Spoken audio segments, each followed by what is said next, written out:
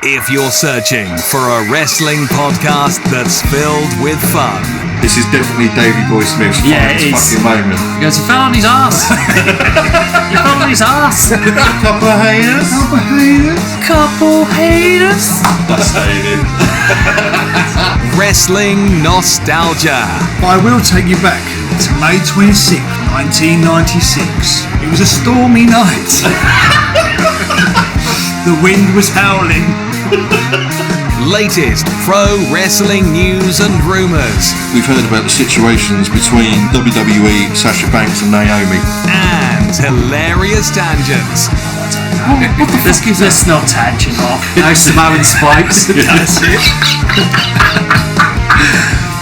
Fucking tangents.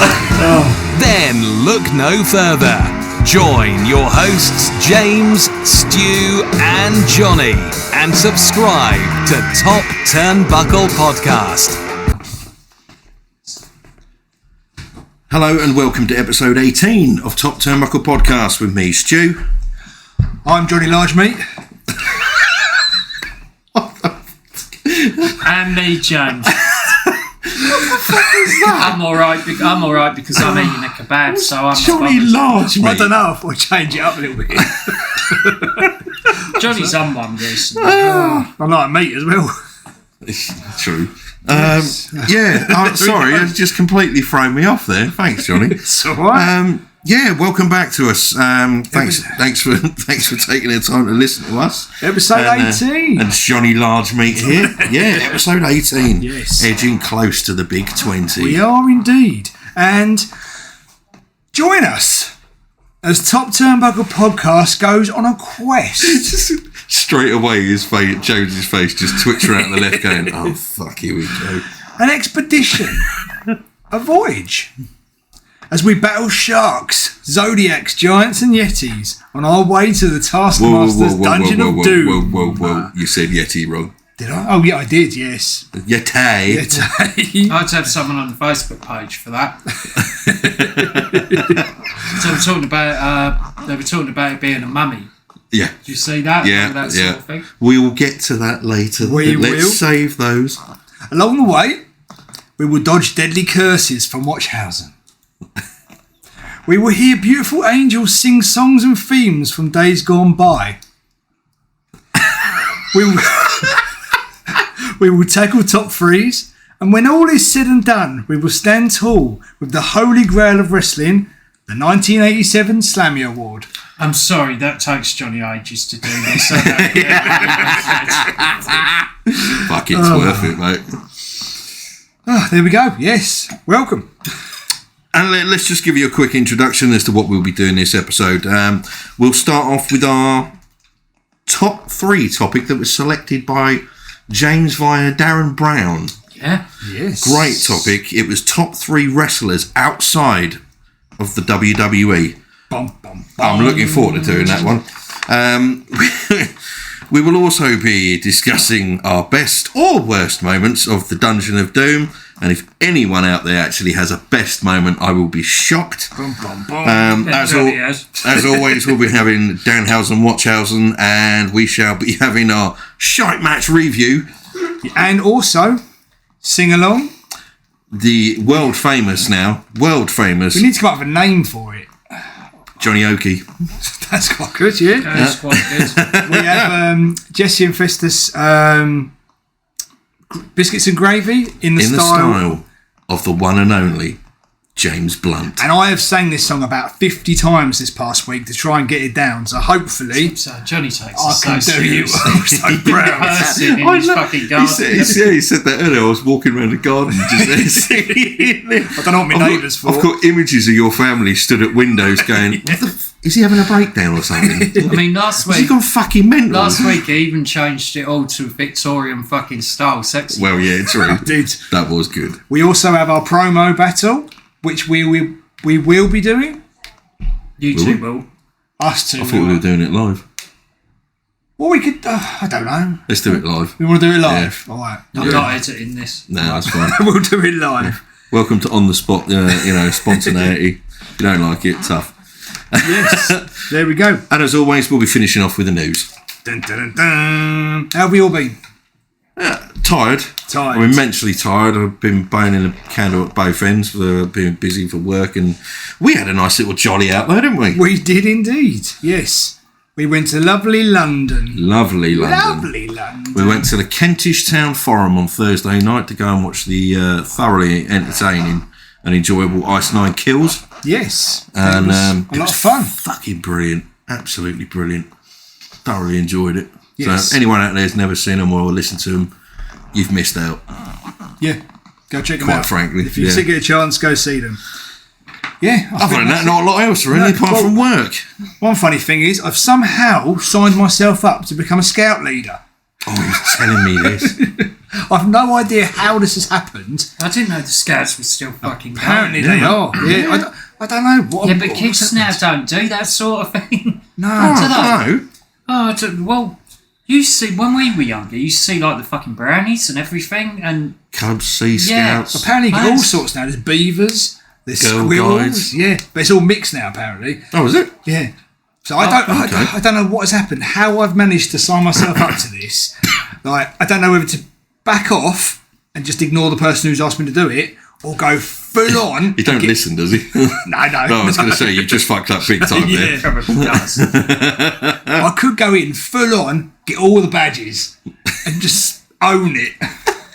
Are you going in as like a scout leader or a Boy Scout? Say, you going in Because you've just made it sound like you're going to join as a Boy Scout. I hate to tell you this, but I think you're a bit old. No. I'll get on my knees and put my shoes on my That's knees. Whoa. Tie fucking knots and stuff, innit?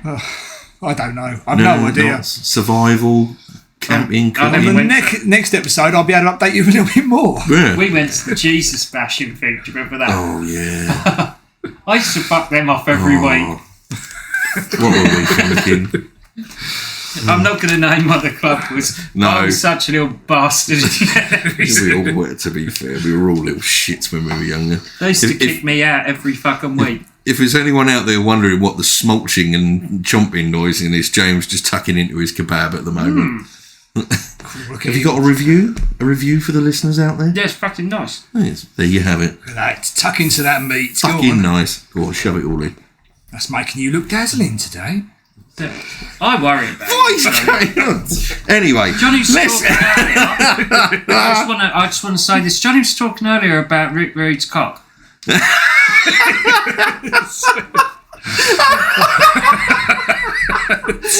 didn't think that's what you were going to say. Yeah, it was. Because me and Stu just sat here in silence. We was going, I would just like to interject and actually say, not only was he talking about it, he Googled it. I did Google Rick Rude's massive cock.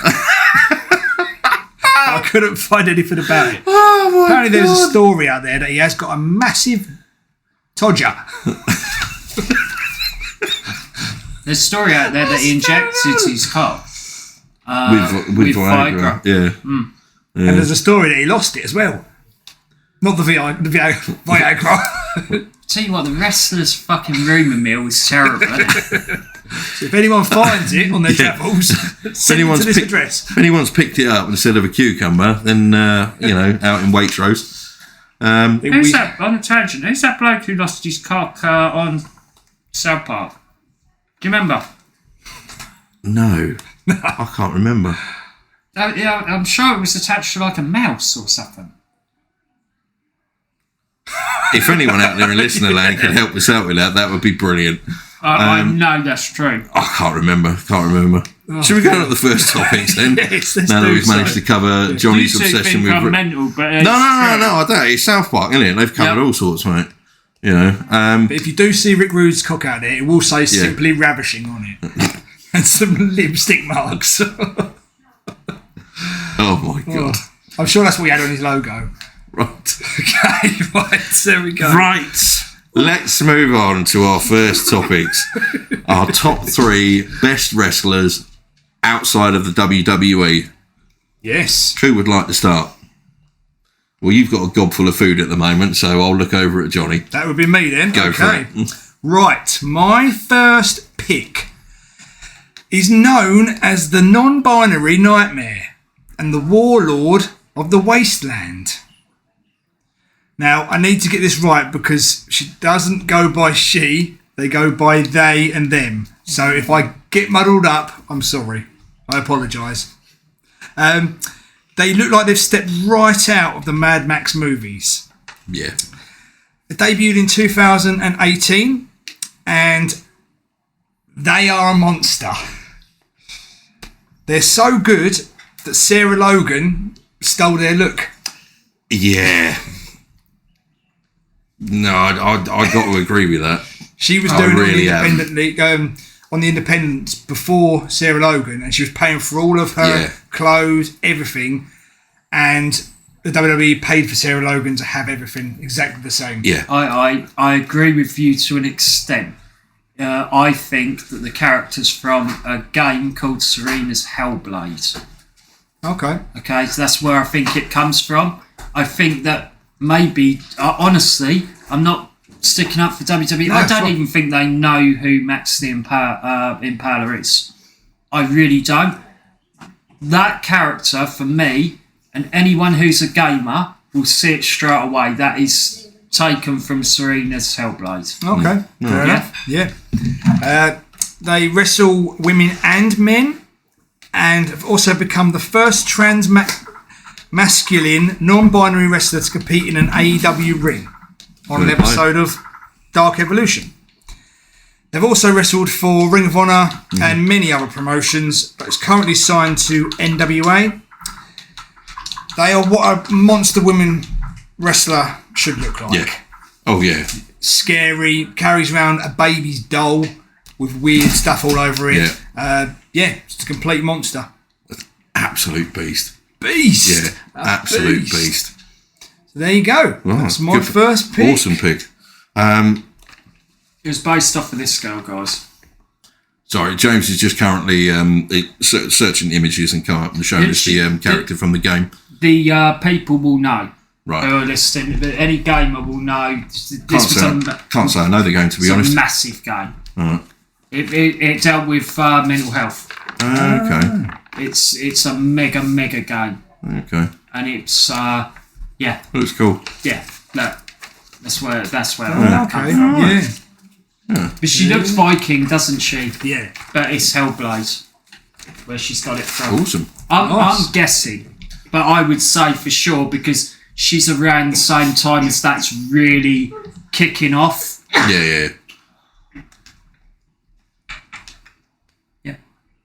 I've seen a lot of. Again, got to be careful with this. I'm pretty sure it's them. Okay. Yeah. In the game, I've seen a lot of Hellblade, and Nina's their work. Yes. I've seen a lot of the matches that they've been in. Absolute powerhouse. Yeah, a monster. Yeah. An absolute monster. That's an awesome pick, mate. Absolutely brilliant. Yeah. Right, I'll go for my first one, which is Jordan Grace. Okay. Currently with Impact Wrestling. She's the first ever Impact Knockout Division Triple Crown winner. Having held the Knockouts World Championship twice, Impact Digital Media Champion once, and Knockout Tag Champs title belts once. Her physical transformation at the moment over the last sort of 18 months to 2 years has been absolutely incredible. A brilliant wrestler currently. She's had some amazing feuds previously with Diona Perazzo, Taya Valkyrie. Absolutely annihilated Alex Garcia in a match once before. I don't know if you guys have ever seen that. I haven't seen much of her at all. I've heard of her and I've heard good things. Yeah. But I haven't seen a lot of the stuff she's done. Well worth checking out. Who else? There was Steph DeLanda, Mickey James. That was a fantastic run that them two had. Nick Gage as well, and Matt, hilariously with Matt Cardona, which was, again, it was just so entertaining. Over the last sort of couple of years, her promo skills have come on leaps and bounds. The work that she's put in since signing with Impact has been absolutely incredible. I'm pretty sure she's still a record holder for powerlifting, which is where her background started in. And I can't for the life of me remember what the weight was that she lifted, but I know she's a record holder. She previously worked with Shine Wrestling. She's competed for the competed in NWA, Beyond Wrestling, Pro Wrestling Eve, and Ring of Honor. Nice. She's since signing with Impact, she's just taken it by storm.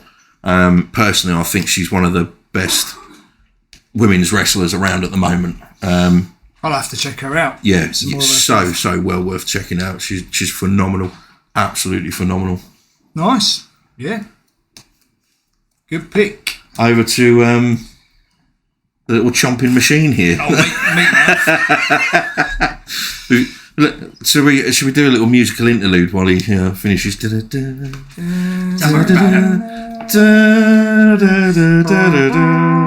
I thought Jonny was going to do the strip song. Okay. Hey, he's back. Only for a little while. So mine we can all talk about because this one's really, really quite obvious, I think. I'm just going to go out with it straight away, which is Kenny Omega. Yeah.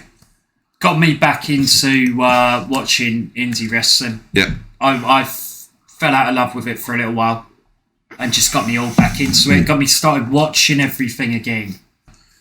There's not much more to say on it. Likewise with the videos, for the amount of duration I went out of love of wrestling and the videos that you sent to me. Yeah. I remember telling you, I said, this guy, I just watched him as the cleaner. His matches, he was just excellent. He was just absolutely excellent. And then you've got, his trilogy with Okada is unbelievable.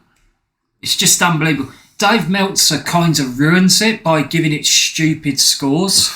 Like, it's got things like, 7.5 stars out of 5 and things like that. He kind of ruins it because it is legitimately that good, but it's silly what he's done with this star rating thing. Do you know what I mean? You're pissing all over your own star rating. If it's out of 5, give it 5. It's just kind of ruins the legacy of the matches, like where everyone sees it as a bit of a joke. They are amazing. If you haven't seen them, check them out. Some of the iconic entrances in New Japan were unbelievable. Brilliant. Absolutely brilliant. It took entrances to a whole new level, to be honest. I mean, the 1 hour match with Okada is unreal. Unreal. And it's just, I don't know what else to say about the guy. I mean, Jericho is a bit of an innovator, spotted him straight away, didn't he? Thought to himself, I'm getting out to New Japan and having a match with this guy. And that's really, for me, where the West kind of kicks off. The wrestling fans are seeing him. But also, as another person that I'll talk about later, got me falling in love with New Japan again. I really, really liked New Japan at a certain point. And wrestling felt for a while, especially when, for me, TNA went downhill. Yeah. It felt like there was just WWE. And it just broadened my horizons again. So thank God for him, really. He opened everything up, didn't he? For me, he absolutely opened everything up. I think he's fantastic. He's a great worker. He's great matches with everyone. Yeah. There's a lot of people out there that are critics of him. I don't understand why. I can't really get it. His matches are stunning. Yeah. They're masterclasses. Especially from New Japan. I think he's actually come into the Western territories, what you call like AEW now. I think he's come in a bit banged up. Yeah. I think he can still have a good match, but I heard... I can't talk about that person. I'm going to talk about him later, actually, about being banged up. I think New Japan is really, really a different style. You really have to work hard, and it's suited Kenny so much. Yeah. So I've got to say. Yeah, absolutely. I think everyone should know who Kenny is. And to be fair, if you're out there and in listening land and you don't know who Kenny Omega is at the moment, wow. Go check him out. Please. Well, you are in for some amazing watches. The thing is, you look at the stars who went to WWE, become big names. You look at Prince Devitt, Finn Balor, Bullet Club. Yeah. Right? You look at AJ Styles, Bullet Club. For me, and this is again probably controversial, the person who makes the Bullet Club relevant around everywhere, Yeah. it's the cleaner. Yeah, absolutely. That's when everyone starts to take notice of the Bullet Club all around America. Yeah. Agree? Absolutely. Yeah, absolutely agree. Lovely pick. Yeah, brilliant pick. Well done, mate. Right, back to me. Indeed. Pretty easy, to be honest. My next pick, I have gone for Speedball, Mike Bailey. Now, I won't lie, when I first saw old Speedball walk through the curtain, I didn't expect much. He was wearing his trademark martial arts gear with no shoes. He looked like he was about to teach a local taekwondo class. Mm-hmm. The first real time I saw him was against Drew McIntyre from Pro Wrestling Guerrilla in 2015. He had the fans behind him from the beginning, and he just refused to give up. He was like this underdog trying to fight just to push himself more and more. At one point in the match, he kicks Drew 99 times with a kick. Wow. One after another. What sort of kick was that? It was like various different kicks. Okay. Yeah. Because I think he's got a lot of I don't know if it's karate or some sort of fighting background. I've seen him a couple of times. He's got a martial arts background. Yeah. He's had great matches with everyone from Kenny Omega to Roderick Strong. And he can change his style from technical to high flying at any given time. Unfortunately, after his amazing 2015, disaster struck and he was busted for working in the US without a visa and was banned from entering America for 5 years. Oh. But it didn't stop him. He carried on and he travelled everywhere and just wrestled all over the place. He had great matches with Keith Lee, Pac, Bandido, Walter, just to name a few. He's currently now in Impact and he loves working in Japan. And it's only a matter of time, I think, before he gets called up to... I can see him in AEW, to be honest. He's a great worker. Yeah. Wow. There you go. I'm going to have to check him out. I don't know a lot about him, to be honest. Speedball. I've seen him a couple of times, but I don't know that much about him. Yeah. This guy uses a lot of knees, doesn't he? Yeah, he's got a load of flying kicks as well. He does. He'll use he'll use flips and lands on his knees. Is this the guy? Yeah. Okay. He's a good worker. All right. I'm going to have to check him out. Yeah. Oh, brilliant. Yes. Well, my number 2 pick, I went for a tag team on this one. Tagging it up. Purely because I said to Jonny before we were recording, I think you were at the room, James, I don't think there's a better tag team around at the moment than FTR. Yeah. I really don't. I think the only ones that I possibly think that could rival them, sadly we've lost one of them recently, are the Briscoe brothers. But yeah, my number 2 picks, Cash Wheeler and Dax Harwood, also known as FTR. Personally, I think and as I've put at the top here, can I simply say, tag team legendary status has already been achieved. They are legends that are still working at the moment, absolute legends. They've held multiple titles with so many different promotions all around the world, and reinvented themselves amazingly after what was such a piss poor run on WWE's main roster. Some amazing, absolutely amazing matches recently with teaming up against CM Punk and Jon Moxley. Again, as I mentioned previously, them boys, the Briscoe brothers, the Young Bucks and SCU, they are, in my opinion, hands down, they're the best tag team currently in the moment. I honestly think they've been the best tag team for God knows how many years now. They've proved it time and time again. I think tag team wrestling is still suffering at the moment. I think they're a league above everyone else. Absolutely. Yeah. I think it's a shame. I mean, I've sort of come around to the Usos a little bit. No, I can't say. I'm just trying to think. Not off the top of my head. Because you just had the triples come in. Yeah. And that's being built quite a lot, isn't it? Yeah, it does feel like everything else has come, tag team division's been put on a back burner. But, I mean, introducing them, pushing them back into it, and giving those opportunities to other tag teams that are coming around, or possible tag teams that can come around. They are desperately trying to put that longevity. And I know there was that issue with Tony Khan recently. They felt like they weren't being used. They were being underappreciated. And then obviously coming off the back of that, we had that amazing match with the Briscoe brothers, which kick-started that love of tag team wrestling, I think, back into the real big time. But I think that's the tragedy of it. Yeah. And what I mean by it's not a knock on FTR. It's a very hard place to be. If you're that good and you're out there on your own, it's very, very difficult. Yeah. Because you usually need another team to feed off or something like that, absolutely. and they're just out there on their own, and they're doing a hell of a job. Yeah. They're so far advanced, better than everyone else. I can't see anyone even remotely close getting to them. No.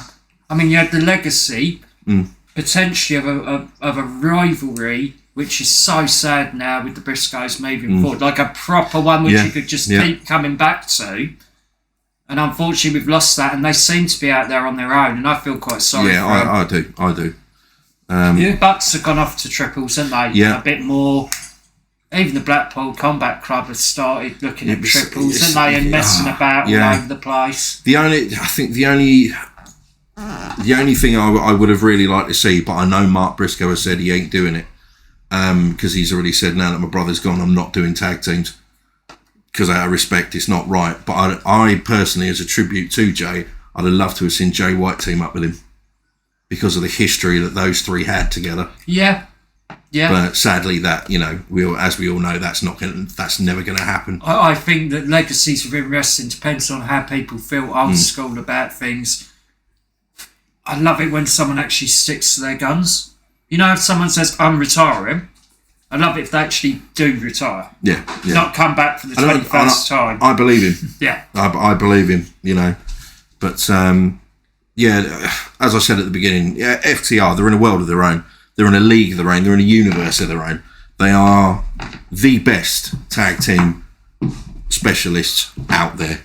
Yeah. And that's why they're my number 2 pick. I actually like when they've had some singles matches as well. I do, yeah.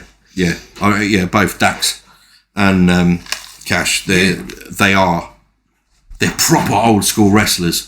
Yeah. They're proper grapplers. They are battlers. Even the music they have as well. Yeah.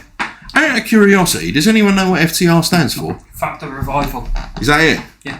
Genuinely? Yeah. Oh, I didn't know that. If it doesn't, that's where it come from. It come from being the elite. Right, okay. Because I genuinely didn't know that. Because when they were in WWE, that was something that kept being said on... Have you seen the YouTube channel, Being the Elite? No. Right, that's where it's coming from. Okay. So they kept going FTR, meaning fuck the Revival. Right, okay. Because the Revival were obviously struggling, weren't they? But everyone knew they were a good team from NXT. Well, they were treated as a joke.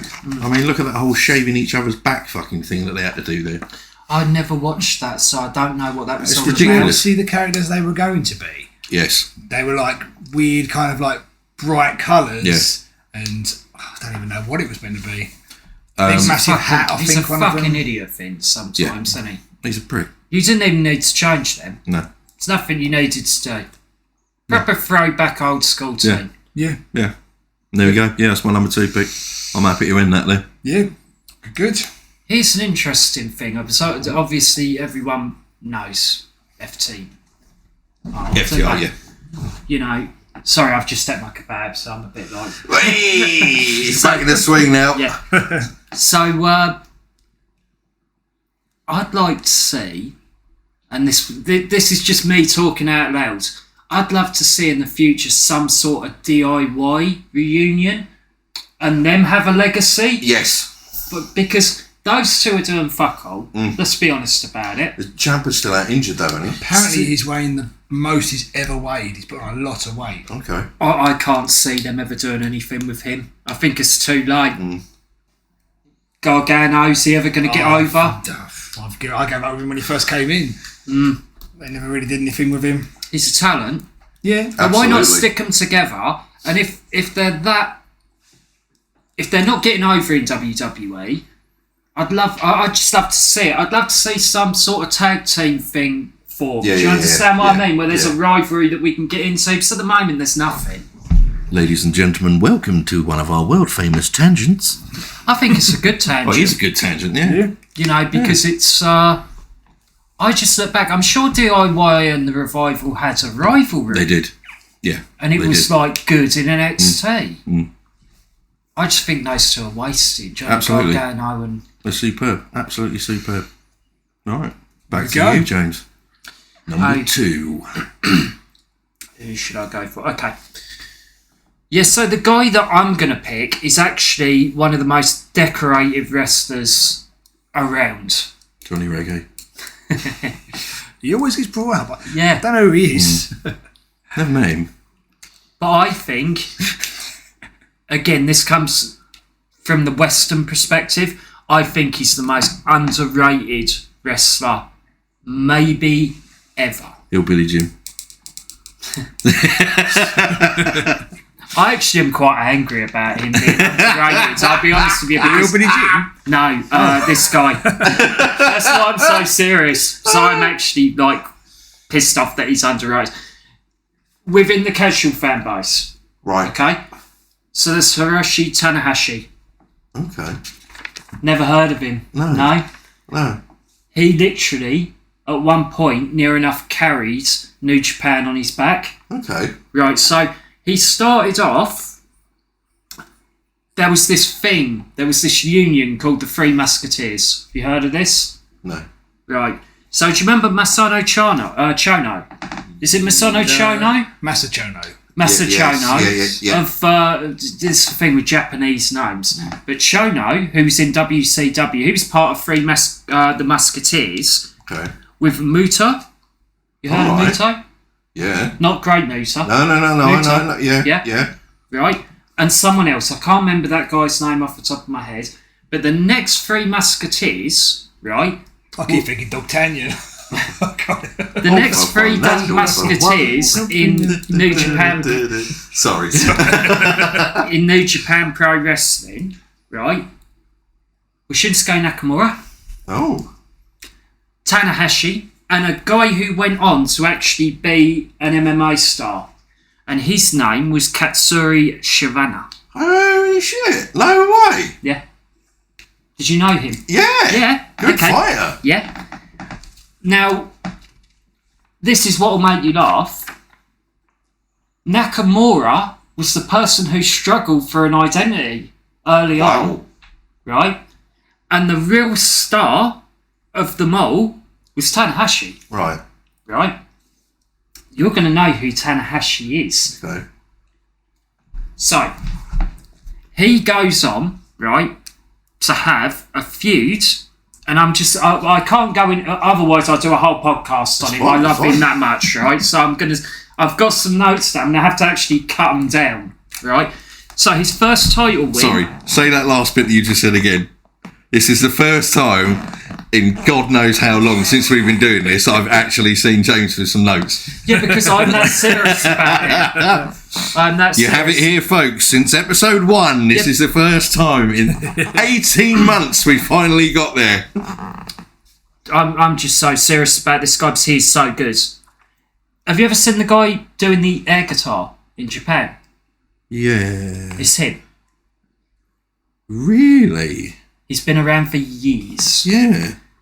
Right. Okay. And I'll tell you what he is. He's almost like the stability of New Japan Pro Wrestling. He's always there in case... You know when we've had Kenny Omega leave? Yeah. We've had AJ Styles leave. We've had all these people go. Yeah. Right? He's always the person that they come back to, even sometimes before Okada. All right. Because he's been around so long. Now, who do you reckon, and I did this to Jonny earlier, he won his first World Heavyweight title in New Japan in 2006. Who do you reckon it was against?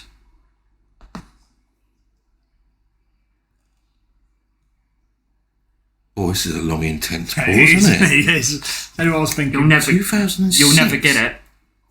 I don't know. You might know now. It was against Giant Bernard. Still don't know? No. Albert. That's Matt Morgan. Yeah. I He remember now. was, everyone forgets this, WWE fucking ruined him. He was Tensai. That's When he come in, Yeah. and he'd been in New Japan. He actually made it to the World Heavyweight Championship. He was one of the first US people, along with Brock Lesnar, I believe, at the time, to be really let through. Yeah. And you know, trusted with the title. And he went to WWE and they fucked him. Right. Absolutely fucked him. Going back to Tanahashi, he's just got no weaknesses for me. He's better than just a high flyer. He's called the once in a century talent. Yeah. I think it's true. And he's the ace. The ace. Okay. Anything to say about him, Jonny? I've just got a couple of little things. Like you said, if he never wrestled for New Japan, they probably wouldn't exist today. Yep. 100%. He's been labelled as the Japanese version of Bret Hart. Okay. In his prime, no one was as good as him. No way. He looks like Chris Jericho, wrestles like Shawn Michaels, has the star power of John Cena. That's it. Yeah. I don't think I can... He's that good. And at the moment, he's 46 years of age and he seems immortal. Right, so I'm going to run through, and this is a really interesting list because this almost goes to today. Right. So, I'm going to run through some of the rivalries that Tanahashi's been involved in. It's shocking. So, start off with the legendary Yuji Nagata. Sure. And then the Three Musketeers, Nakamura, they end up having a rivalry which lasts for ages. Okay. Tanahashi and Nakamura. His mentor, one of the other Musketeers, Muta, who you know. Yeah. Right? Okada. Mm-hmm. AJ Styles. Shit. Naito, who was close on my list. Nato's another legend who never gets any recognition. Jay White. Shit. Kenny Omega. And at Wrestle Kingdom 14, one of my favourite matches of all time, Will Ospreay. Right. Yeah. It's in the match. Yeah. With the entrance, I the have really seen that, iconic yeah. entrances. Amazing match. The guy's a complete legend. He's still going. He's 46 years old. And as I say, it's shocking. Like you said, listing off those names, that is literally a who's who of legends. The reason I get so serious about Tanahashi is because, I mean, he wrestled John Moxley. Do you remember Forbidden Door? Was it Forbidden Door? Yeah. Yes. Right. The reason I get so annoyed about him is everyone else jumped ship and went over to the western side of things, gets well known. Tanahashi is just so good, but hardly anyone in America knows him. Yeah. And it's just sad. It annoys me. He's currently, I think, and I don't watch a lot of New Japan at the moment, I think he's back feuding. He's recently had a match with Okada, and I think he started up a feud again with another person who I could have mentioned, which is Kenta. Okay. Yeah. No, Kenta Yeah. Hideo Itami, Yeah. who didn't get over here either, who was a legend. Yeah. Yep. Shit. That's my second pick. Nice. Nice. Very nice. Sorry about being serious on No. I actually get pissed off about Tanahashi. Because I just think he gets fucking... Absolutely no need to apologise at all, mate. I just think he gets, nothing. He doesn't get... In, obviously, the East, where he's more based in Japan. I mean, people know who Bushi is. Yeah. You know, and they know who Carter is, and they know... But no one really knows. Shame. Yeah. It is a shame. Yeah. Well, hopefully that's, that's I hope brought the attention I to hope so, something. but that is the case, really. Yeah. Yeah. Right, who's next? It's your Back last to one. me. Right, okay. I'm going to head back over to Japan. And I'm going for Shun Skywalker. Now, Any relation to a certain Anakin? no. Or Luke? No. Or their distant cousin Jim? Yes. I have no idea who this is. Neither do I. This No guy idea. is amazing. So back in 2017, he was only 21 years old. He'd appear in a lot of multi-man tag team matches in the Dreamgate promotion in Japan. In 2019, he would go on to win the Open Dream Gate Championship title from Ita. I think that's Ita. I think that's how you pronounce it. Don't ask me, Johnny. I don't know the fuck it is. I don't watch Dream It was Gate. a fantastic match. I've heard of it, but the problem is there's so much. I spoke about this. Sorry to cut you off. This is me and Stuart just going to have to talk about that. There's so much wrestling now out there that when you hear these names, you just don't know what the fuck they are. And anyone saying they do is full of shit. Yeah. Skywalker would go on to form his own stable known as Masquerade. They were amazing. Their entrances, their robes, masks, the chemistry in the ring, it was all amazing. Okay. Shun was looking more like a main eventer now. The way he looked, the way he carried himself. He was eventually they disbanded the group, and Skywalker would join RED, who they've been feuding with. So there's like these two groups, and they've been battling for a while. Skylander started to become paranoid, deranged. He's like this psychopath. He started wearing all black. He's a tremendous talent in the ring. He's this great work rate. He's now only 27 years old. He's tall, charismatic. He's about to tour the US for the very first time ever. Some of the matches to check out are with Dragon Lee, Jason Lee, Deontay, I think you pronounce it. Deontay, that's it. He is up there, shoulder to shoulder with Will Ospreay. One of the best wrestlers in the world. What is this? You Lucha Libre? No, Japanese. Okay. Yeah. He's so good. I'll have to put some stuff on the page just so you can see what he's like. But I've never fucking heard of him. Yeah, please post some links of this. Even Will Ospreay has said that he is on the same level. Yeah, I've never ever seen this guy. And that takes a hell of a lot for him to admit that, to be fair. I haven't. No, I've never heard of him, to be honest. He's going to MLW now. He's going to be coming over here for the very first time in America. And so more people can see him. And one day he'll be on AEW. Guarantee it. But yeah, he's still young. Nice. And he's got his whole career ahead of him. Yeah, please post some links on, man. Yeah. I genuinely would like to see that. Same with yours as well, actually, James. I'd love to see some of his work. You should easily be able to find Tanahashi. I've seen one, obviously, with that Will Ospreay match. Yeah. Is that mine? It's back to you, I think. Yeah, my last one.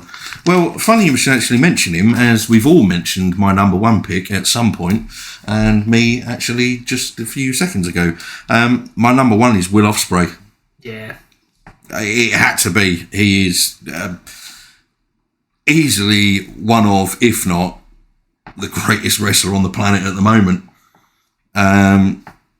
He's an absolute icon from New Japan Wrestling, a true legend in the making.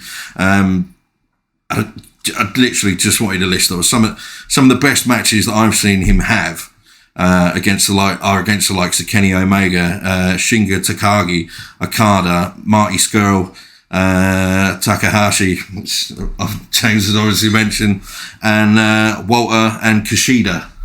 Yeah. Now, me personally, my absolute favourite match that I've ever seen him in is against Walter.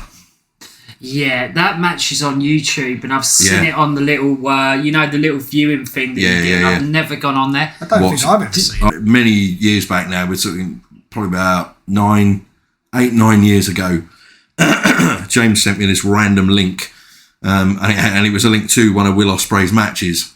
And since that day, that got me back into wrestling, and also a previous video you sent me of Kenny Omega. Yeah. So it's those two that have got me back into enjoying this as an art form more than anything else. They're an excellent gateway, and I use this one. I hope I don't want to get in trouble for saying this, but keep doing the East and the West thing. But they're for Western culture, they're a brilliant gateway to be able to go and watch and learn about the Eastern sides of Japan. Yeah. Kenny Omega and now Will Ospreay. They're out there, you know they are. Go and have a look at Japan. An interesting fact, announced today for AEW Forbidden Door 2, it's going to be Kenny Omega versus Will Ospreay. Will Ospreay too. Yeah. That was a feud, I think, that just it wasn't booked well to start with, and it needs a round 2. Oh, I thought the match was fantastic. Oh, the match was fantastic. I mean, the feud, it was too short. I think it was too difficult to do because I think there was legitimate heat there. Oh, yeah. No, I admit that. Absolutely. That promo that Ospreay did to Kenny Omega, do you remember that? Mm-hmm. At the press conference? Oh, yeah. That, for me, felt real. Yeah. Oh, yeah. Whether it was staged, which it most likely was now, because apparently they get on well now. Yeah. Or at least professional. At the time... Those feelings about COVID and the funerals and all of that was true. Oh yeah, he did feel absolutely. like that. Will. Yeah. Well, yeah, I know he's he's a huge advocate for mental health. And, obviously he has ADHD as well. Being locked up in a room for God knows how long and missing out on a close friend's funeral. That's got to be heartbreaking.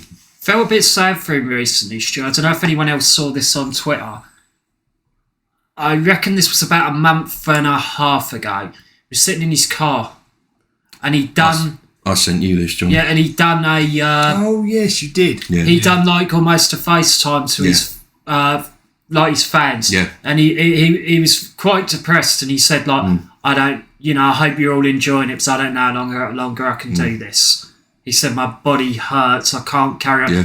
And it was quite sad. It was very open. It was very honest. There was like a sadness to it. And I watched it and I was like, I hope you slow down. I did put a comment on there. Yeah. On the podcast behalf saying, Oh, so you saw it, you guys as well. Yeah, I've seen it. Yeah. I thought it was quite sad. I watched that. And it was quite heartfelt. I really did feel sorry for him for that. I just felt sorry for him because maybe because we're British, you could see he was in a car park somewhere. Yeah. Just down. Yeah. Because we would know that. The way he was sitting there. It's just the way that he was holding himself. It's just kind of slumped just up parked to the window up somewhere, maybe in a gym car park, and just gone somewhere and just gone. Yeah. But the man's a legend. Quite frankly, the aerial assassin eventually shortened down to just the assassin when he had to change his style ever so slightly because of he packed on some serious muscle, bulked up, and cut the aerial moves down and completely changed his style. Yeah, for me, it's between him and Kenny Omega still who are the best. Kenny has. Similar to what Will is facing now, I think. Yeah. This is my opinion. It's beginning to... Kenny's quite banged up. Yeah. I think. And I think that's... Will is... He ain't no spring chicken anymore. And I think Will is feeling banged up now. Yeah, it's... You got to remember, he started in his, early teens? Yeah. I think when he went and faced Ospreay in New Japan, you saw what Kenny could do. Yeah. In that match. Oh, yeah. Whereas everyone was going, he's lost it because of AEW. It's a different style. Japan expects that fucking... They expect all out. Full on, 40-minute, non-stop. Yeah. Classics. Yeah. And they give it. Every time they go out there for these, for these big New Japan shows, they give way more than they are physically expected. I think it shocked a lot of the audience, the match, because I think they were like, fucking hell, it's the old Kenny back. Yeah.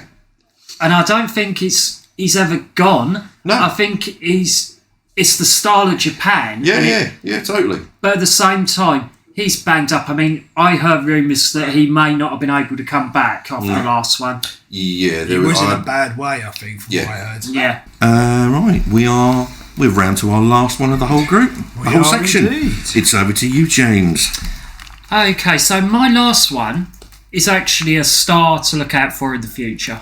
I've really been into Pro Wrestling recently. I've just been watching the back catalogues and watching the event. In fact, Jonny come over and we watched an event. We did. Live. This person for me is... This is my opinion. This person for me is showing signs of the wrestling that I like, and I wanted to get a female in here, of being potentially the future of women's wrestling. I love this person. The match we watched. Yeah. I think she was great. So do I. Safire Reed. Radioactive Safire Reed. So good. So good. One thing I love about her is she's a master of psychology already. She does small things in the ring. Like her psychology in the ring, like things just like taking a knee in grappling, and some of her facial expressions where you can't help but root for her.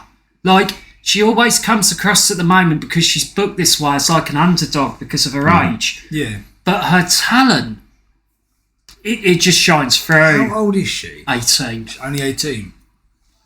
And he has just made a match, and I'm not promoting Pro Wrestling Eve here. Like, unfavourably, I am a fan, right? He's got her and Mercedes Martinez in a match, and I can't fucking wait. I don't even want to see any other women's match at the moment. Okay. I saw that on his page, and I was like, I am fully into that. Right. I'll see if I can speak to him, get some tickets. Yeah. Well, if I can get over there. But, yeah, I mean, I'm a member anyway, so I can watch it. The match you're talking about is a match with Rio, who I really like as well. She's another really good talent. I know people don't like me doing this, but I do this for the people on the podcast, so I can kind of give you an idea of style. To me, she is a more athletic version of Jazz. Yeah. Rio. And she's got this hard way about her, like a loner, but she's also very athletic. She's very good also. Yeah. And her and Safire Reed, I'm sorry, for 15 minutes put on a clinic that I would put in the top 3 matches I've seen this year. Fair play. A lot of people maybe would have watched that match and just gone, I watched it and I was just emotionally into it. The story, the way they both worked, and the way they both elevated each other. I can't say enough about her. I think she's the future, and that's it. Fair play. Yeah, great. Yeah. She had a match recently against Billy Starks. Mm-hmm. I like Billy Starks. Oh, you've mentioned her before to me, I think. This might be controversial, right? Because I do like Billy Starks. I watched the two of them in the ring. I think Safire Reed's got a high ceiling. Is this the match we watched? Yep. Yes. Yeah. Do you want to back me up on that, Jonny? Do you feel that way? 100%. Yes. Yeah. Yep. I enjoyed Safire Reed much more than I did. Now I like Billy Starks. Yeah, I watched her, and she has been picked up by AEW, hasn't she? Yes. I watched her face Yamashita, the champion. Yep. She's a very, very good talent. She always, the PWI, she's always really high on there. Okay. She's just excellent. She's the champion there, and that was an excellent match. It was an excellent match. The Starks is really, really good. I just like Safire Reed's style. Yeah. You can send me some links of her stuff, mate. Yeah. Yeah. Catch wrestler, catch can. But just beautiful stuff, like really innovative stuff. I'll give you an example. It's quite passionate about how good she is. Yeah. Her and Rio go and grapple up, right? She's selling it so well because obviously Rio is like stronger. She's putting her full sort of face to the side, really grimacing, showing that she's fighting. Yeah. Goes down to her knee. They both alligator roll. Yeah. And go into these transitions and moves. The girl's 18. It's just class. It's class. It's one for the future. Right. Yeah, definitely. And I hope she's one for the future. Yes, yeah. Well, she's still young. She's still got time to learn even more than she knows now. Yeah. Have you got anything to say? You just turned around off here and asked me about her and said, I really like her too. You got anything? Yeah, no, I can't disagree with anything you've said. Agree with all of it. It was the first match I'd seen of hers. I'd heard of her, and I was just amazed by everything she did. From the way she looked, the way she carried herself, and being that young as well. Just amazing. there's definitely a future there. Yeah. Wherever she decides to go. Yeah. There's something. I've watched about 4 or 5 of her matches. I can't wait for this Mercedes Martinez one. Yeah, please do send some links to their stuff. Because she's underrated as well. For all of her experience. I'm sure it's got to be episode 2 or 3 before we recorded. We were talking about her. Yeah, she's so underrated. I mean, she basically almost brought Shayna Baszler from MMA and sort of taught her the ropes, really. Do you remember when they were in a faction years ago? Shayna and Mercedes was the main. Right, yeah. Mercedes was the main woman at the time, you know. Yeah. I just think that's going to be stunning. And bring it so on. that's it. Yeah, bring it on. As seeing as though we've done our picks, has anyone got some honourable mentions they'd like to bring up? I do. I have an honourable mention. I've got 2. Oh, we've got 2? I've got 2. Oh. Shall I get mine down and out of the way? Go for it, mate. Okay. Mine's going to be quick anyway. I don't think many people have heard of this guy. So my first pick is from a man that has wrestled for promotions such as Alpha One, Future Stars of Wrestling, and Wrestling Revolver. He is simply known as your dad's favourite wrestler, Dan the Dad. I have no idea. Is this a joke one or? His gimmick is basically a full-time dad with sensible notions, a tight schedule, and need for organisation. He wears his glasses while he wrestles, has jean shorts with a belt, and even has a dad haircut. His theme song is by the 1970s rock band Kansas. Oh, brilliant. Often during a match you can see him wrestle while drinking from his mug of only coffee. I'm starting to like him already. He will even bust out a dad joke or tell his opponent that he's had it up to here with their shenanigans. Yes. And he'll even do the thing where he puts his finger on their chest and they'll look down and go, pop. Oh, brilliant. His finisher is known as the baby on board. When he wins a title, he puts it in a sling and then puts it over his shoulder. Now, he's not the greatest worker, but his gimmick is fun. It fits the role of like a Danhausen, Orange Cassidy, and he has actually teamed with Danhausen a few times. He's just not as good as them. No. Thank you. Well recovered there. Well recovered. I don't think I could ever see this gimmick working in the bigger promotions, but he's doing really well on the indies. Dan the Dad. Awesome. Yeah. Right. Absolutely. Do you want to go for yours? Yeah, I'm going to go for... I'm not going to lie, I've just shown Stu one. I've actually going to let him do that. I'm going to let you do it. Oh, what? Do my one or? No, that one that I just showed you. Oh, no, crack on, mate. I've got one. Okay. Yeah. Crack on. Right. Yeah, I'm going to go with someone who's actually kind of... The reason I didn't pick this guy is kind of gone off the bowl. It's another British wrestler. That's Cara Noir. About 2-3 years ago, it's on everyone's radar. It's not just the entrance. If anyone's seen the entrance is to Swan Lake, and it is really strange. Oh, yeah. Gives you like Goldust 1995 vibes when you first saw Goldust. Yeah. In the ring, he's very, very good. He reminds me a little bit of Daniel Bryan. His style, his striking, reminds me of Daniel Bryan. Very, very good. Yeah. Really, really good wrestler. The reason I didn't pick him is because, again, he feels like he's gone off the ball and gone a little bit quiet. Yeah. Yeah. He was really on everyone's radar. And, I mean, I'll openly admit, I will say this, and this is not knocking anyone out there, I really don't have time to watch every single promotion out there. Same. I really don't know what he's doing at the moment. I ain't too sure either, to be honest. I think he's in progress. I think he was. I think he might still be. Yeah. I'm not 100% sure, though. I remember him having that breakout match with Pac. And it looked it looked like he was going to go somewhere. Yeah. And it looked like people were going to say no. I don't know how either Impact, AEW or WWE hasn't took him on as a project. Yeah. Because that, even just the entrance and his actual in-ring skill, Like, he has got skill Yeah. in the ring. I don't know how someone hasn't took him on as a project. The theatricality alone. Yeah, that's what I'm would be worth saying. it. He's still quite young as well, I think. Is he? I think so. I watched an interview with the guy who actually done it. I forgot his name. And he's a former MMA fighter, which is quite shocking. That don't surprise me now that you said that after watching that one video against Pac that you showed me. Yeah. Yeah. Wrestles bare feet. Yeah.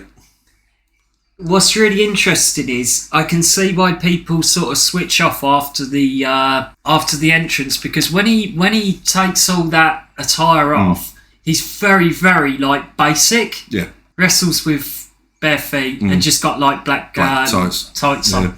And the face paint isn't overly elaborate once that comes off. It's not, sometimes less is more. Yeah. Oh, I think he's great. Yeah. I haven't heard a lot from him, that's why I didn't pick him. Yeah, fair dues. But I think there's more obvious ones, guys, than what we'd picked. Oh, yeah, absolutely. Yeah. We've just gone with what we feel is right. Yep. It's just our personal opinions. Nothing meant by it. Don't take it personally. I could have added another 50. We might have to go back to this again at some point. Yeah. But, there was a lot of great wrestlers out there that people haven't heard of yet. Well, the two that I've picked is technically actually a three, but I'm putting two of them together because actually I witnessed these three people's work in Stowmarket. Oh. And I had to put these three on there because they absolutely blew my mind. And the first two that I'm putting together is Sky Smithson and Rain Leverkusen. There was just something spectacular about their work together that I was just absolutely dumbstruck. It was brilliant. The back and forth between the two was just flawlessly done. That is a feud that I would be happy for people to shout fight forever. They work together, they're co-workers in Pro Wrestling Eve, heel and babyface. So, Sky Smithson's amazing. Yeah. She's amazing. She's part of a group called The Uprising. Yeah. Which are really entertaining. I believe it's Nightshade and Rhea O'Reilly. That's the ones. Right? And they are really entertaining. Sky Smithson, for me, has got like this old school, she's called the villainess, and she's got that. Yeah. She does the Rick Rude pose to people. Yeah. She's pantomime. Absolutely brilliant. Gobbing off to the crowd she's when fantastic. I was there was just absolutely brilliant. And Rain's got that. She's got that baby face appeal. Yeah, okay, so she's the tag team champion at the moment. She's currently currently in Japan. She is what I called the new girl on the block. Yeah. Everyone's booking her. Yeah, absolutely. And I think I went on about a while back. Didn't before I went out to Joan Jett. Yeah. She's like the girl everyone's booking at the moment. Like in Britain, it seems. Whenever I see... If there's a show on, she's always there. Yeah. Absolutely, yeah. Yeah, she's doing really well. And my last one, and I'm not just saying this because we're sponsoring him, Corey McRae. Yeah, I like him. I love his work. Yeah. I've been following him since meeting him, talking to him, and now, subsequently, we're now sponsoring him. That match, him alone, he stole it. He's really good in the ring. Yeah. Here's my view on him. He's a martial artist before he's a wrestler. Absolutely. And I know this because I don't give it away. I'm a martial artist. I can see it.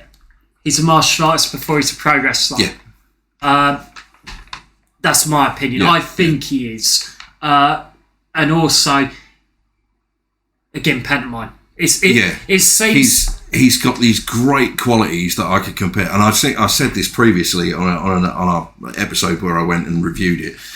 There are so many big elements there from the likes of Rick Rude, Kurt Hennig.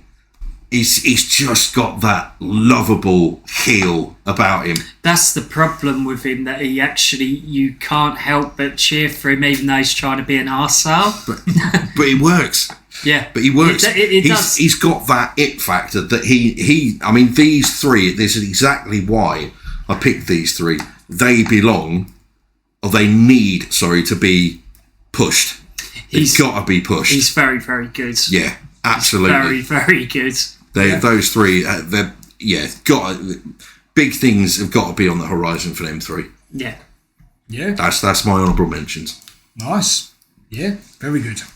There we go. What's out of interest, because we just talk, because I don't care. When you saw Rain, what did you think of her actually? Did you really think she was that good? Yeah, genuinely. Yeah, I did. I absolutely loved it. I loved her work, loved Sky's work. It was absolutely... I was gutted I never got the chance to speak to her, because there was quite the queue. She was very popular. Yeah, that's what's happening with her. I think she's really popular. Yeah. But having the chance to get to speak to Sky, I mean, she was brilliant. Yeah, she was lovely. She was just, so it's like, just, I'm here from such and such podcast, blah blah blah. Sure, right, I'll take a photo. Yeah, and it just made me laugh and just talking away. And then just out of the blue, she went, "Do you want a selfie?" I'm like, you've just played thinking to myself, you've played like an absolute evil bastard in the ring, but you were like so nice. She gave you the bicep pose. Instead of doing that, yeah. She's cool. But yeah, she was brilliant. Yeah, so, yeah. Thanks again to thanks again, Sky. That was sound as fuck. Nice. We had. Because I'm remembering to do it this time. Hey! We had some listener comments. So, to start off with, we had Darren Brown, his first comment, just purely because you picked it. That's the one. Yep. Thank you, Darren. But he also does come back. He puts his three in later on. So to start with, we've got a comment from Lee Spicer, who said, so mine would be from a promotion called Pro Wrestling Chaos, which I follow in Bristol, and they have two women who look great. And they are Danny Luna and Rain Leverkusen. Yeah. She's just... There's something about her at the moment that everybody... She seems to be all over Britain, and she seems to be the talk of all the small independents. Yeah. Also, when I get a chance to catch up on AEW, FTR look a lot better than when I saw them in WWE. So that's two of mine that have been already. We have also Rob Holmes. Thank you also, Lee, and thank you, Rob, for getting in touch. We've got, being an AEW fan, I'd have to say Orange Cassidy. I absolutely love the guy, and then I had to quickly point out to him that it was a top three. And he said, having just watched the latest episode of Dynamite, I want to comment on the women's division there. There is a lot of talent, and I don't think it's talked about enough. Beyond the obvious, Saraya, Britt Baker, etc., I think Willow Nightingale is always good value in the ring. Yeah. Although hasn't had much in the way of non-wrestling performance yet. From a tag team point of view, as Lee said, FTR are great, but I do like the Acclaimed as well. Side note, just exactly how ripped is Billy Gunn at the moment? He's huge. Sesame Daddy ass. Yeah. So I'd say Willow is my number 2 pick, then the Acclaimed, technically two wrestlers I know, but I'm having them. It's Willow Nightingale, yeah. Yeah. She... do you remember I said about her? Yeah. And funny enough, a week and a half later, she popped up on AEW. Yeah. She is really good. She stood out. She felt indie, but in a good way. Yeah. And she felt like... I think I was talking about... We'll come on to that person later. There was a lot of ego going on. A lot of other people got a chance, and she was one of them. And there was more time for the new generation of talent coming through. And Willow Nightingale, I remember, got in a 6-man tag, and I watched her and I thought, you're quite good. Oh, yeah. You are actually quite... She's out in Japan at the moment as well, isn't she? She might be. Yeah. And then finally, we have our good friend Darren Brown. I would like to say Will Ospreay. Then as I look AEW, I'd go Kenny Omega for the wrestling, but just for never breaking character, I'd have to go with MJF. You never see him out of character. I say top 3, but realistically, that's my top 4 as my number 1 whiz, Danhausen. Moving on to MJF. Don't block the acknowledgement there. I'm prick. I was heavy on him as well. Oh, Do you remember when I saw him on Cameo? I told you about that. I didn't even know he was. No. I just used to watch his fucking stuff on Cameo. I used to think, what the fuck? It's fucking worth it alone. Yeah. MJF, I actually... funnily enough, as we were doing this, I actually wrote that down to Stu. Yeah, you did. Yeah. Because we hadn't talked about him. He's class. Yeah. He's just class. Absolutely. I know that Johnny's a bit worried about him. I'm back and forward with him. I like him, but then I just don't know if it's sometimes he gets a bit stale. That's what I worry about. Yeah. But I don't know. Well, he's all right. He's all right. He's all right. He's all right. He's all right. He's all right. So now before we head on to our Dungeon of Doom segment, James there are some lovely little gifts that were sent to us by a listener. Oh, lovely gifts, yeah. We had one of our listeners and followers, Ellie Wilson. She sent us some amazing prints of her own artwork, and thank you ever so much, James. If you'd like to just read out who they are. Yes, so we've got Danhausen. I love that one. We've got Danhausen with the T. Yeah, I know. We've got Bray Wyatt. Very nice. We've got two Bray Wyatt, actually. Yeah, 3. We got 3. Oh, yeah. 3. Yep. That's definitely a one each job for us. Yeah, so we've got the modern Bray Wyatt, who that looks like his debut. Yep. Or maybe one of the first nights he come through. Yeah. We've got the Eater of Worlds. Yep. And then we've got a really nice portrait. Yeah, they are awesome. And absolutely fantastic. Awesome. Oh. And Orange Cassidy. Yep. Lovely. And we've got Darby Allin. Yeah. There's more.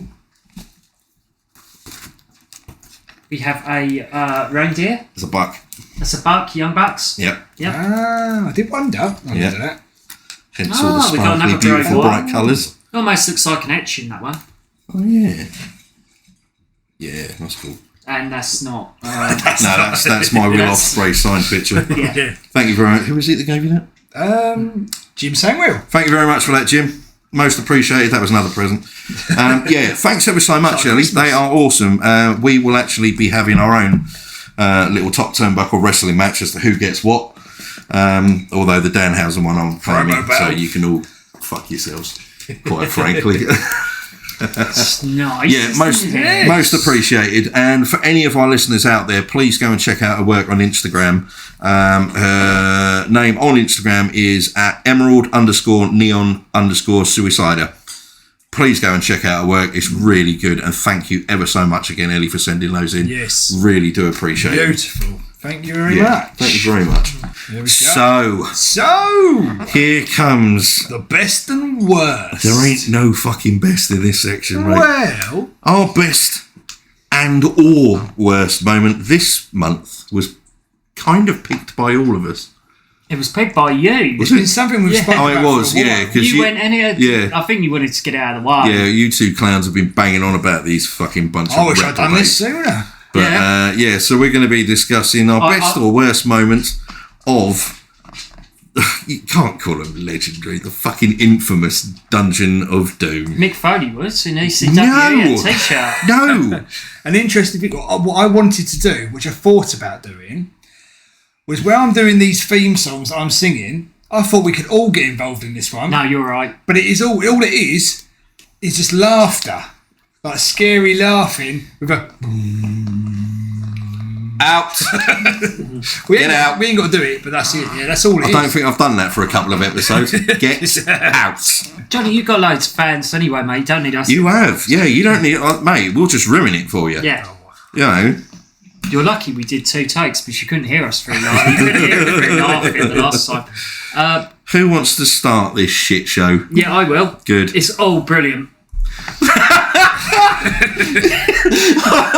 This coming off the back of me saying there's no good things about it. It's all brilliant. I will follow that up. Oh, piss off. Back in 1995, I thought this sucked, but in 2023, I think it's amazing. Right, I'll tell you this now. We're not ending it there. You can sod off.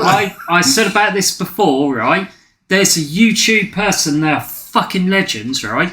They've got nearly every debut, and you can go on a playlist. Was this the list that you showed us? Yeah. What? Oh my god, that went on forever. Yeah, it's all of the debuts, and it's amazing.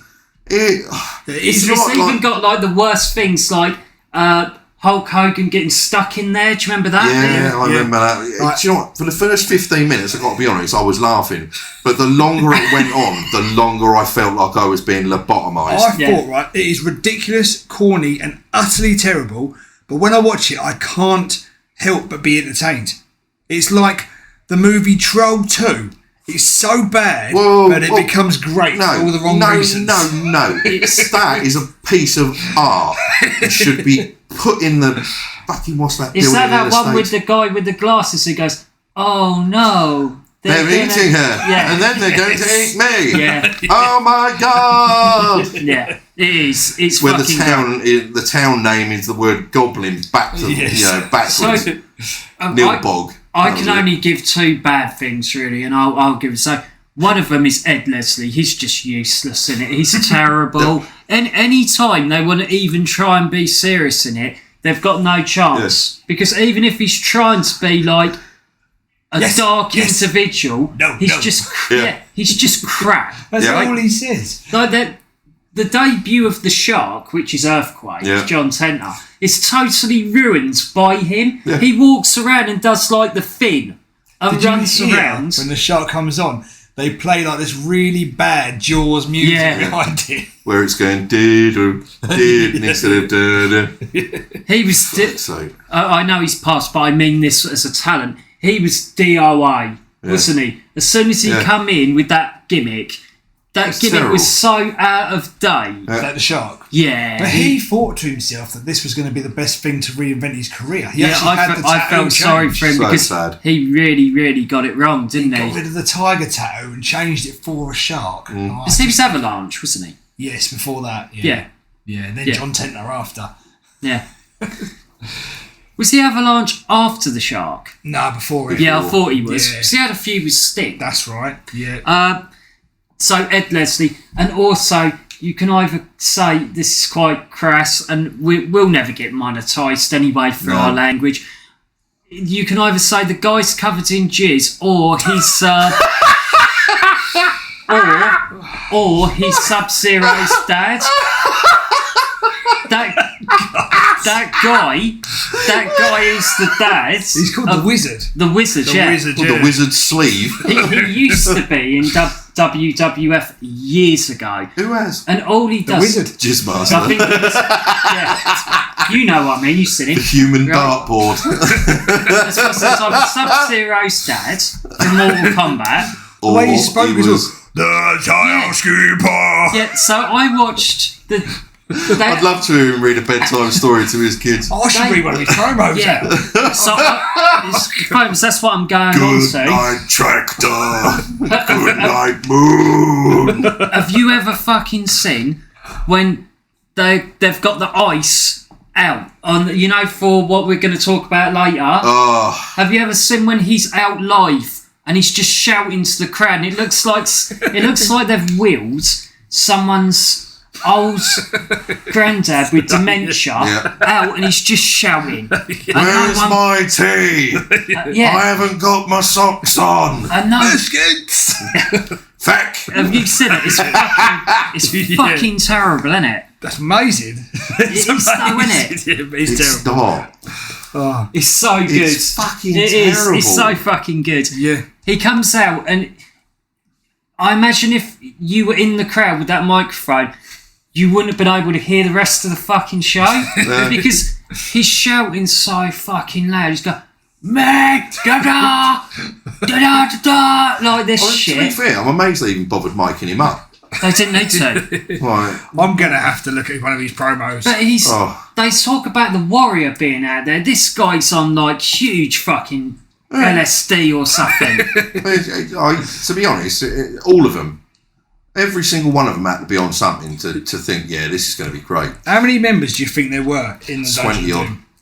20 to 30. There was 18. Oh, that's close. I've got all their names here as well. Oh my god. Do you want me to read them off? Go on. Yeah, you can do. We have the Zodiac, the Giant, Kevin Sullivan, the Wizard, the Yeti. Thank you. Ron the Evil Leprechaun, Conan, Humorous, Kamala, Lex Luger, Zeus, The Ultimate Solution, Jimmy Hart, Shark, Meng, Barbarian, Vader, and the Loch Ness Monster. Right, we apologise for the name of one of those in there. Solution. That was WCW who made that, not true. us. Yeah. Yes. What was the last couple again? Shark, Ming, Barbarian, Vader, and the Loch Ness Monster, who was actually Giant Haystacks. It was Giant Haystacks. Yes. Now, can we please figure out why they named somebody after a, Scottish legend, Loch Ness? Where did he come from? Yorkshire, I think. He was from Yorkshire. Yes. How are you naming somebody after a Scottish, legend and folklore when the guy is from Yorkshire with a strong Yorkshire accent? Yeah. I heard someone say, and, God rest his soul, but I heard someone say, work with him, that he stunk. Maybe that's... I think I heard that. Yeah, I can't remember who it was, and that's where they got the name from. So he was like a dirty sort of dinosaur, they saw Stinky him as. monster. Well, you just called him a dinosaur instead of naming after a Well, I think they tried to It's dress made him up no- like a fucking Highlander, didn't they? What, in a fucking jumpsuit? Well, it's like a sort of fucking... Well, I don't even know what to call it. Dungarees, weren't it? It's more like, Oh, no, it was sleeveless. it's more like a potato overalls. sack. It was like a giant set of Michael Myers overalls where he Yeah. just ripped the sleeves off and he had a white t-shirt. he under. I think was that's what well- he was, John Haystacks. But he had, the kind of furry waistcoat. Oh, yeah. The thing is, they were always real pantomime. Him and Big Daddy, they couldn't really work, and the fact of putting him in WCW, if they thought they were going to get an fucking American terrible. wrestling style, Absolutely we'd never get terrible. that. No. What do we have for best moment? Everything. I only Yeah. done mine, didn't it? I have put all of it. Yes, have I? Well, funny you should say that. I put mine's just worst, and I put the whole fraction run Yeah. because it's I'm sorry, Well, it's bollocks. You It's watched just bollocks. the greatest thing ever, didn't you? That was them, Dungeon of Doom, the Alliance to End Hulkamania. I watched the whole. I mean, I sat and watched the whole pay-per-view, and ironically, Loch Ness was on it with a giant versus giant match against essentially what would become the Big Show. Yeah. And he won the match with a fucking leg drop, the Yeah. giant. And I'm like, what? That's got to be one of the worst pay-per-views I've ever watched. This is Now, fucking I went great. into that blind. I've never watched it before. Oh, it's terrible. That's It the one is. with the guy, the bully in it, and that match is on at the start, isn't it? What one's that? First match is Conan versus was Eddie it? Guerrero, which is a good match. Is it the Big Bubba one you're thinking? No, I'm thinking of Dustin Rhodes. And, Oh, Black Top Bully. yeah. was No, this that's the- not on there. No, you Yeah. got Colonel. No, that's An Uncensored 95. This is This 96. one you got Colonel Parker against Is it? Medusa. Are you sure? Yeah. It's 96. Yeah. Fucking hell. Colonel Parker versus Medusa. Jesus Christ, they knocked it out of the park 2 years fucking running. They did it every year. Every year got worse. The Booty Man with Kimberly against against DDP. DDP. Yeah. And that is He comes back out with the frying pans that break later. it's just terrible. Legion of Doom the Road Warriors versus Is it Lex Luger? Sting and Booker T. Fucking dreadful. I don't know how you remember it. Because I watched it literally last night. How do I remember it? Yeah. Which it That's is. the bit I can remember because I wasn't feeling like I was a zombie. And when I got to the whole, I'll say later with the Slammy Award bits, and then we get to the cage match thing. That's fucking brilliant. I mean, what an absolute load of bollocks. And that's I'm sorry, that's the final nail in the coffin for me. This whole fraction was just, I mean, like, I think it's great. I'm not a massive fan of Ric Flair. I'm really not. I love Arn Anderson, but what the fuck were they thinking? We said that. Why the fuck are they at the top? Why are they starting? Yeah, and why are they even in it? Like, they're the two that you would put near the end, aren't they? Yeah. The season. You know, Arn Anderson's nickname, the Enforcer, for fuck's sake. Stick him at the end. You've got, like, fucking... I'm not saying the fucking guy's name. And Tiny Lister at the fucking bottom. Good old Tiny. And they can't work, can they? It's terrible. And second of all, like me and Stu were saying earlier, the match is fucking over. It should have been over in 10 minutes. They escaped on fucking floor 2. Yeah. They got out. That was the whole idea. You got to get out of the cage. Yeah, they wrestled in the ring. Yeah. Yep. The Booty Man come in with some omelette, like, you know those little omelette egg frying pans? He come in with them, and I think it's Flair's got one at one point, or someone, might have been Savage, I can't remember who hit someone, and they go to swing with it, and it breaks. It breaks. Yeah. It's fucking great. It's awesome stuff. Just... And that was 96. Yeah. Fuck. And my other worst bit is just the debut of the Yeti. That's 95. That's Halloween Havoc. It's 95. It's October. Yeah. It is awful. Now, I want to give a big shout out to the Yeti because he fucked Hogan up the arse on live TV. Yeah, I remember it. Yeah, you showed me that. I think it's unbelievably awesome, and big props to him. Especially with what I heard earlier about when he slagged off Mick Foley. It pissed me off, so... fuck you, Hogan. But the fact that the Giant and the Yeti sandwiched Hogan in a man sandwich is so funny. And Hogan was the filling. Yeah. It's shit. I can't. I just can't. It's killing me that you Hogan two turns to the dark side. The worst assholes are saying there's good bits in it. It's fucking great. It's the worst. terrible. There's not enough. There needs to be more. Mick Foley loved it. In ECW, he went against the crowds and he actually had T-shirt, mate. Please, you know he was doing that just to get heat. There is no... It's the Eric fact that you're saying this and you all try humping the air at the same time. I should join in. I'm thinking of that guy with the jizz on him. The Wizard. I might have to edit that. No, keep that in. Let's keep it in. Yeah, well, we can do then. I don't care. Cut that bit up and put it on TikTok. Do you know we even get? Do you know on our YouTube channel we even get a demonetisation warning for using shit? Really? What the fuck is it going to do when? Well, shit me. Have you not seen that? No. Where it goes demonetisation. No. warning? You know we've got shooting the shit in the title. Yeah. Oh Christ. It's got demonetisation warning, and then it's just got shit underneath. But no, I'm sorry, I'm done with them. I think there's nothing else to say. Yeah, there's nothing else I want to hear about. I want everyone to go and watch it. Yeah. Oh, watch them all. Jesus. Watch them all. Watch it on the WWE Network. At WCW 1995, anything from that era is fucking amazing. Yeah. And is it? Yeah, I mean, we can't even get off it as the bad topics thing. We're still on it, and we've only just started. Yeah. We've had about 3 podcasts, and most of them have been on that. They have, I think. Well, they have. The monster truck match. Oh, that's true. Yeah. Yeah, they have been. We had a couple of people get involved in this. I'm not surprised there's only a couple because it's that bad. So, our first comment was from Perry Fairlawn. Hello, Perry. Thank you for getting involved. Oh dear, where to start? The Mummy, Zodiac. I'm assuming the Mummy means the Yeti. Sorry, Yeti. Yeah. Amanda Gary has put, would love something with Meng. I don't know if that's a good moment or a bad moment, to be honest. But I quite liked Meng. I like his previous work, but I'm sorry, Meng was just. Meng, isn't it? It ain't good. It's not good. Yeah, that's it. Yeah, that's literally the only thing people wanted to do or say. Oh dear.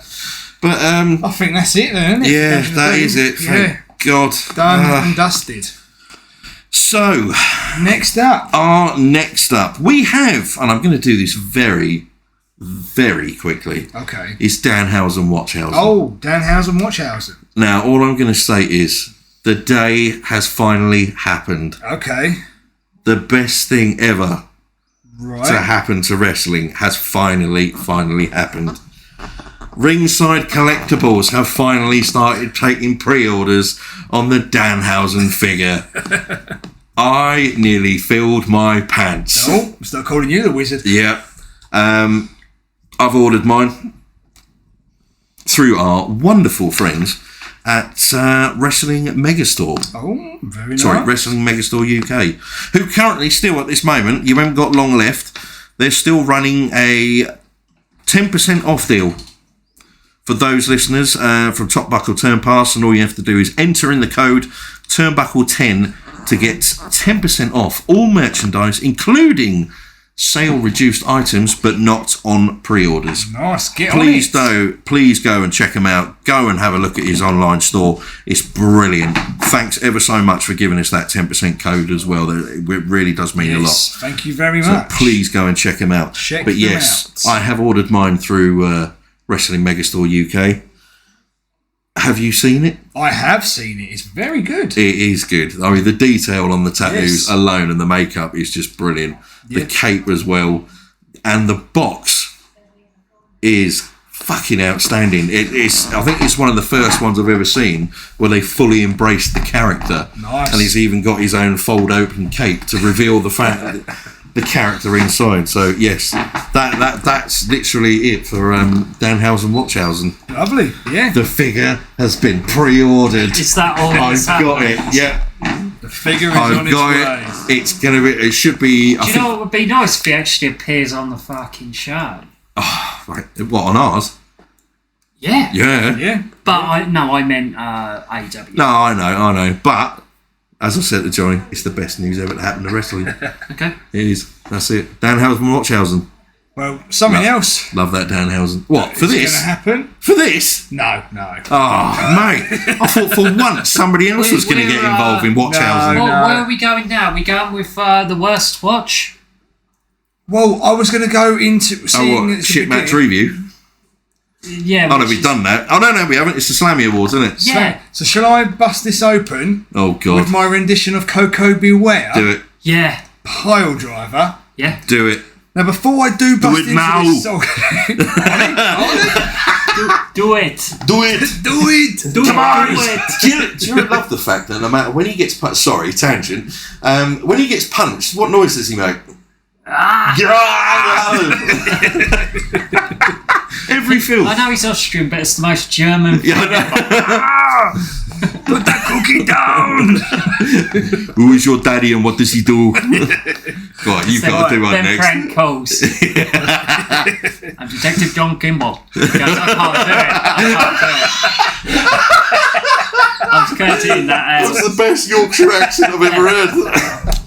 Oh, wow. Oh, dear. If it bleeds, we should kill it. I'll blink your ass. When I blink on the ground. I feel like I'm actually in it with Arnie. I'm going to reach in your back. I'm going to rip out your heart and pull out your damn spine. Someone used that on one of them prank call samples to someone. I listened to it last night and they actually used that line. You know, he goes, and I hope you leave enough room for my fist. And they usually played the whole thing to this old woman. It's like an old 8-year-old woman. And she went, God. You what? Oh, good old Arnie. Rubber baby bunky bumpers. See, you didn't know I was going to say that, did you? Anyway, enough with the art. Right. Welcome to Top Turnbuckle Podcast. Listen to us and like and follow. Bitch. We should reach out to him, see if he'll do it for us. What's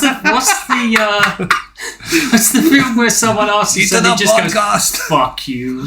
Do you remember? He just says it just out of nowhere. He just says it straight up. See, the one that always sticks out to me like that is the fight he has with Bennett at the end of Commando, and Bennett says something to him. I can't remember what it is. I reckon and he just turns around and goes, bullshit. Yeah. I always like End of Days. I love that he's film. face to face with the devil, and he goes, "I'm no choir boy." That was the best Mr. T impression I've ever heard. Was really, I ain't no choir boy. I ain't no choir boy. I ain't got to know older. Where the fuck did this come from? Right, Koko Beware. Now, this is the Piledriver song, but I'm going to give you a little bit of a rundown of the actual music video. Yeah, you need to watch that. You everyone. do. Right, so... We watched it last podcast when you were talking, Johnny. No, while you were talking, Yeah. you watched it. I'm pretty sure it was even caught when I said, can you please turn that off? Yeah, it was. Because it's finished and it's now just showing me images of Hulk Hogan. Yeah. So this music video, right, so this little ditty comes from us from the Wrestling Album 2, Piledriver. Released on tape cassette and vinyl back in 1987. Yeah, and can I just say that It's shit. we me and Jonny, next time, because we really missed out going to the car boot.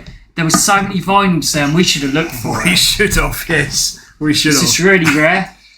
So this music video can be found on YouTube, and you need to go check it out. It features Vince McMahon as the world's nerdiest construction worker.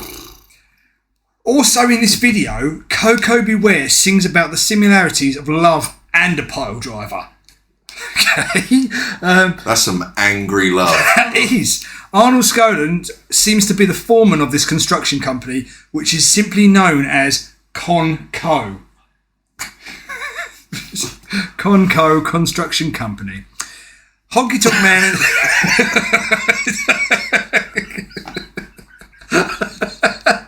Yeah. Oh, dear.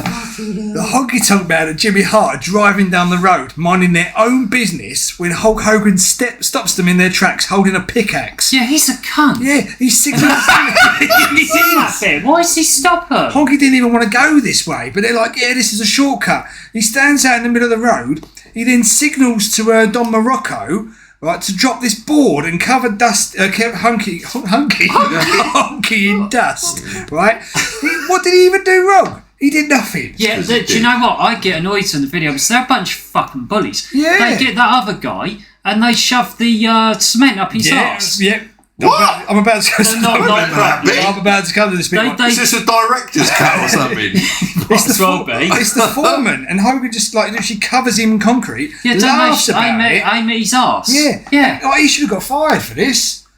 Where's the foreman when you need him? He is the foreman. He's doing it. Oh, Yeah, they're right, a bunch well. of fucking bullies, mate. Koko B. Ware does no work whatsoever. He just dances around and sings without a care in the world. Right? It's got to be agency. Yes. That's what they do, isn't it? Yeah. The workers then sit down on a break and watch these two naughty ladies walk past, shaking their bottoms. Naughty ladies. They didn't even have hard hats on. And can I just say, what This is doesn't a age health- well... I'll tell you what, this is a health and safety It is. nightmare. This I know video. you've probably got this written down, but I can help. Yeah. What doesn't age well is Vince's reaction. Yeah. Vince's reaction is cool like that, and he's like, yeah, he's the worst one of the group. Yeah. Oh. Koko then takes his mallet and decides to smash down whatever he This is a built. euphemism. What was he building? Like, what was it? It had some sort of timber frame to it, I but don't know, so all they do is make a fucking mess and smash things yeah. up. And Seesaw. then another woman appears. Don Morocco stops eating his crisps and smiles the weirdest smile ever. Vince McMahon waves a bag of bagels at them. And then Hogan shoves a sandwich in his mouth sideways and he fails to eat it. It's amazing. It's amazing. Yeah, well, we saw what Hogan was all about with the giant and the Yeti. Yeti. Sorry. Yeah. So there you I go. might have to edit that out. No. No, we should get people who are so, you know what I I don't mean? care. Yeah, Hulk okay. Hogan's a prick. Yeah, he is. Fuck, sue me. I've got fuck all money. Dick. So No, I'm talking about other people. Oh, right. All They'll right, go, fuck "You're- him. they'll- Sue me. I've got fuck all. They'll go, you're getting homophobic. Oh, no, we're not. It's just Hulk Hogan's a prick. No, that is a proper gay sandwich that Hogan is. Isn't it? It's so fucking funny. Have you seen the video? Yeah. Someone Oh, yeah. made a techno video of it, and it's Yeah. just continuous shots of that. I don't know whether I should film myself singing this as Koko everywhere. You what? What did you say? I was going to record this of me singing. Oh, Koko you say Everywhere. film? Film, yeah. That ain't what I heard. I heard I'm going to feel myself. What, I don't know how to film it and then put it on. film it and feel on it? the page. No. Just Going don't- very erotic at the Yeah. moment, isn't it? Just don't do like something that Roddy Piper done or anything like that. I'm Yeah. just gonna say. I'm just Yeah. going to sing it in the style of Koko Beware. okay. All right. Okay. Come to my part. Right. I won't go too. What, long, when he right? sings? yeah. No, that's going to be for the last one. Actually, Right. no, I hope not, because this is going to be a fucking masterpiece, the last This is one. good. Right. Are you ready? Okay. So I'm going to be singing "Piledriver" by the Birdman himself, Koko Beware, in the style of Koko Beware. The greatest Hall of Famer ever. The greatest. Is he in it? Yeah. Is he? No one could work out why the Why? fuck he was there. Sometimes. Was it a pity vote? Sometimes. Oh, was he going? Oh no, I'm getting. Oh right, sorry. Oh yeah. It's really fucking serious. Sometimes. Lemon face. Ooh, lime face. Ah. Sometimes. Right, are you ready? Okay. Yes. Sometimes love is like a slow dance. You can tiptoe around, but don't make a sound. You make the sound of romance, but sometimes love sounds like a fight. It sounds like an argument. It just sounds like a power driver. Yeah, a power driver. Oh, sometimes love just feels great. First you think you're so strong, but something goes wrong. It feels like a great big mistake, but sometimes love feels like you just got it right. It feels so right. It feels just like a power driver. Yeah, power driver. You're right beside her. Is that your Santa Claus? Your heart's on fire. She's got you wired. Oh my God. Higher, higher. Power driver.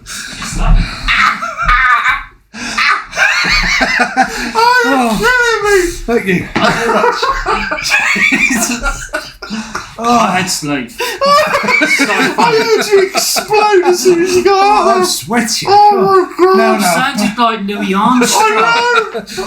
No, I can't go beware feels Oh my building God. site. Did you enjoy it? Oh, that was brilliant. Absolutely brilliant. Dear. Cool. Right, sorry, we just had to have a break.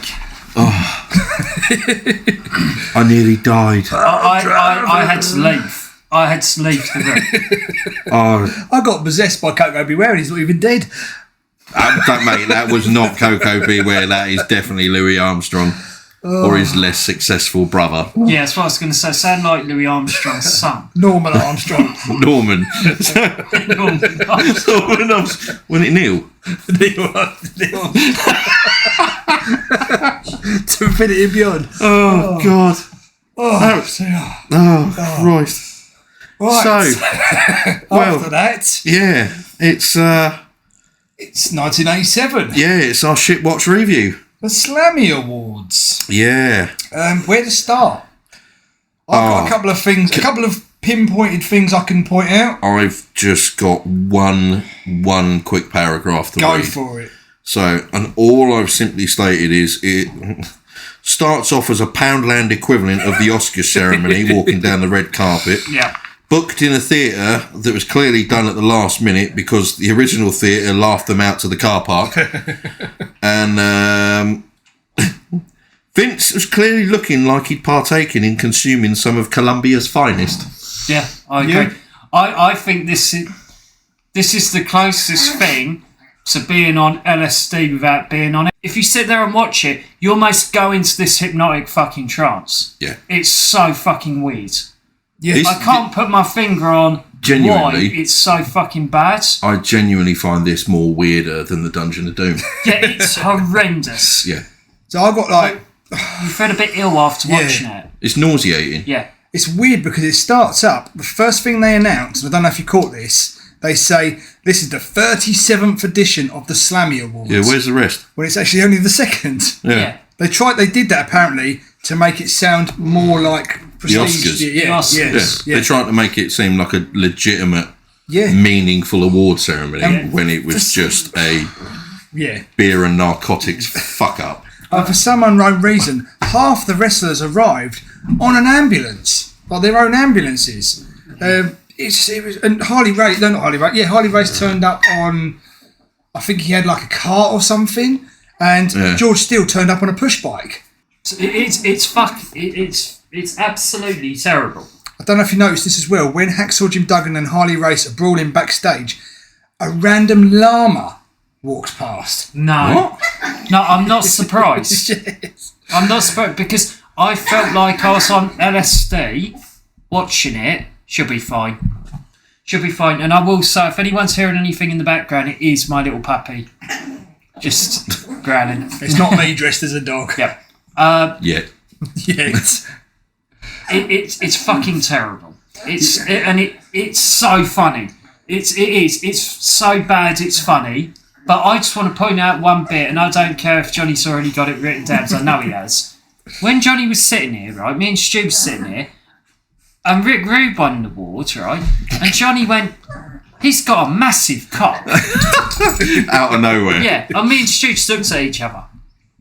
I just want you to explain that, really, Johnny. Did we not already speak about this? We did. Well, I said about it earlier, but like at the start of the introduction.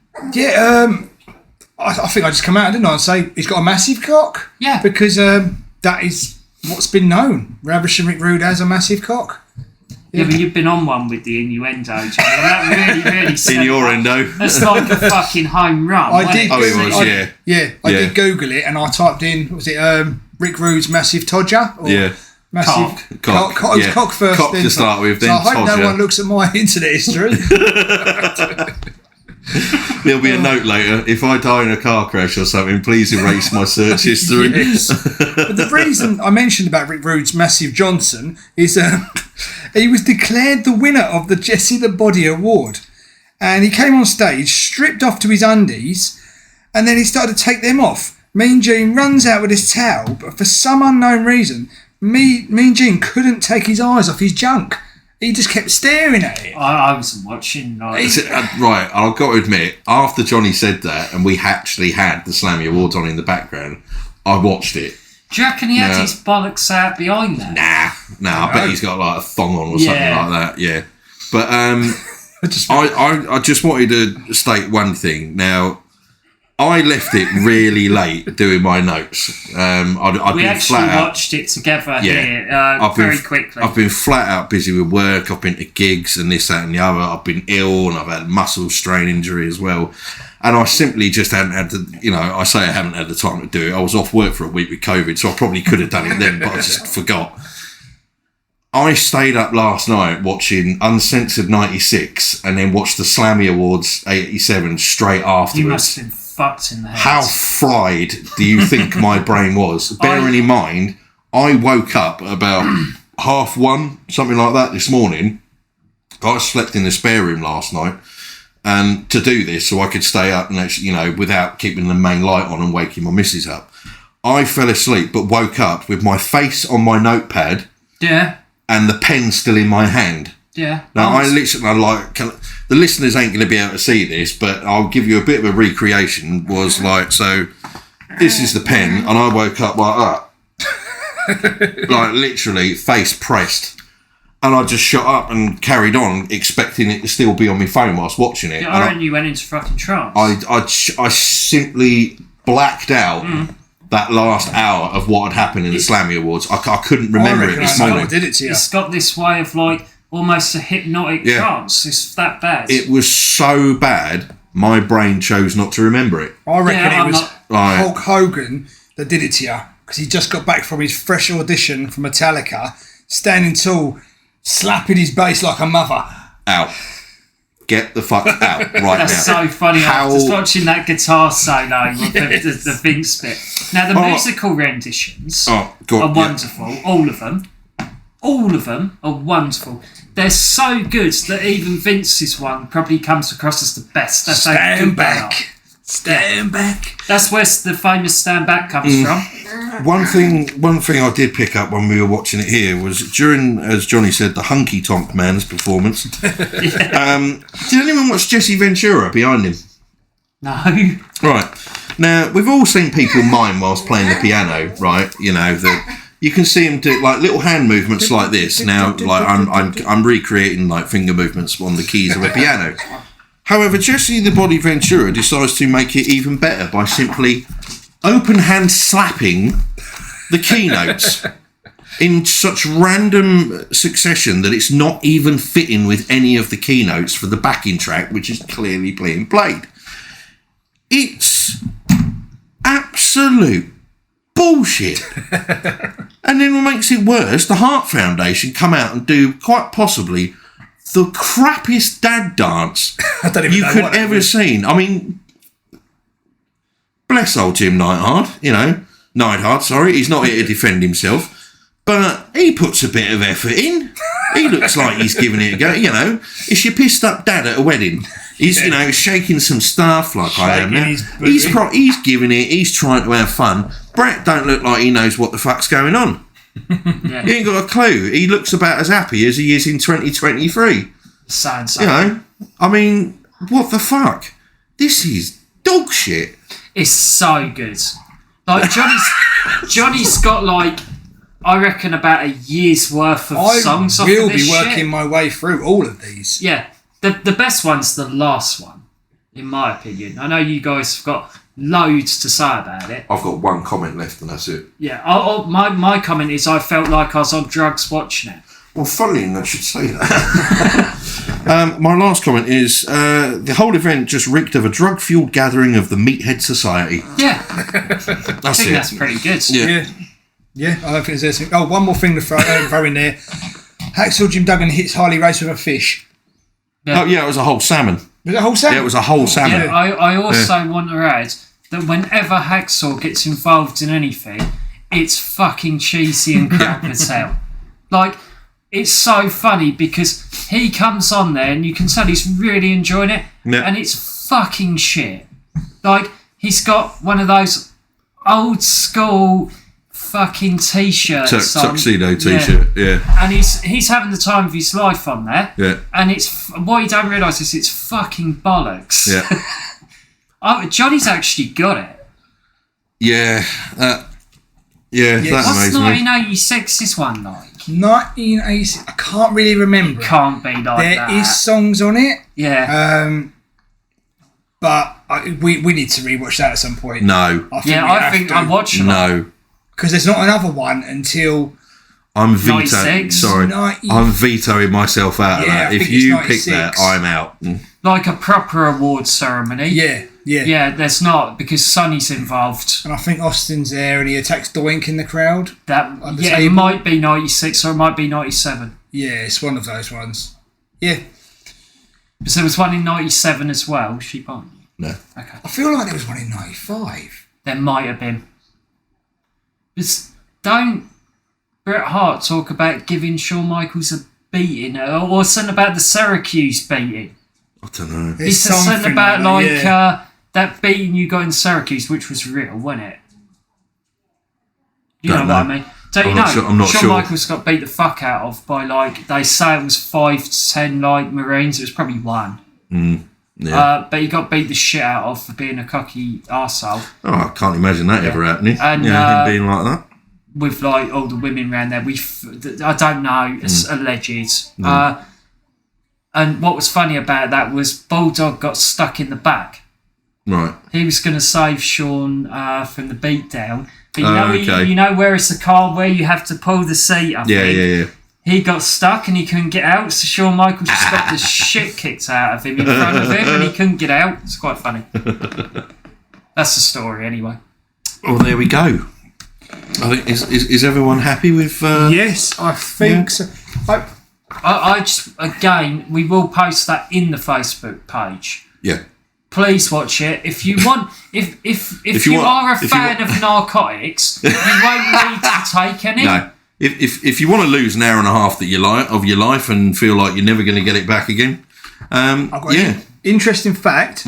I've just found this out and I do not remember it at all.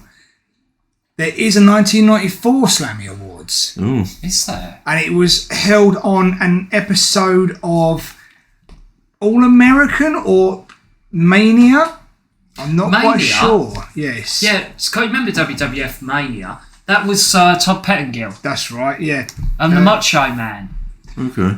We might have to go back and watch this. I don't remember seeing that. Bunch of pricks.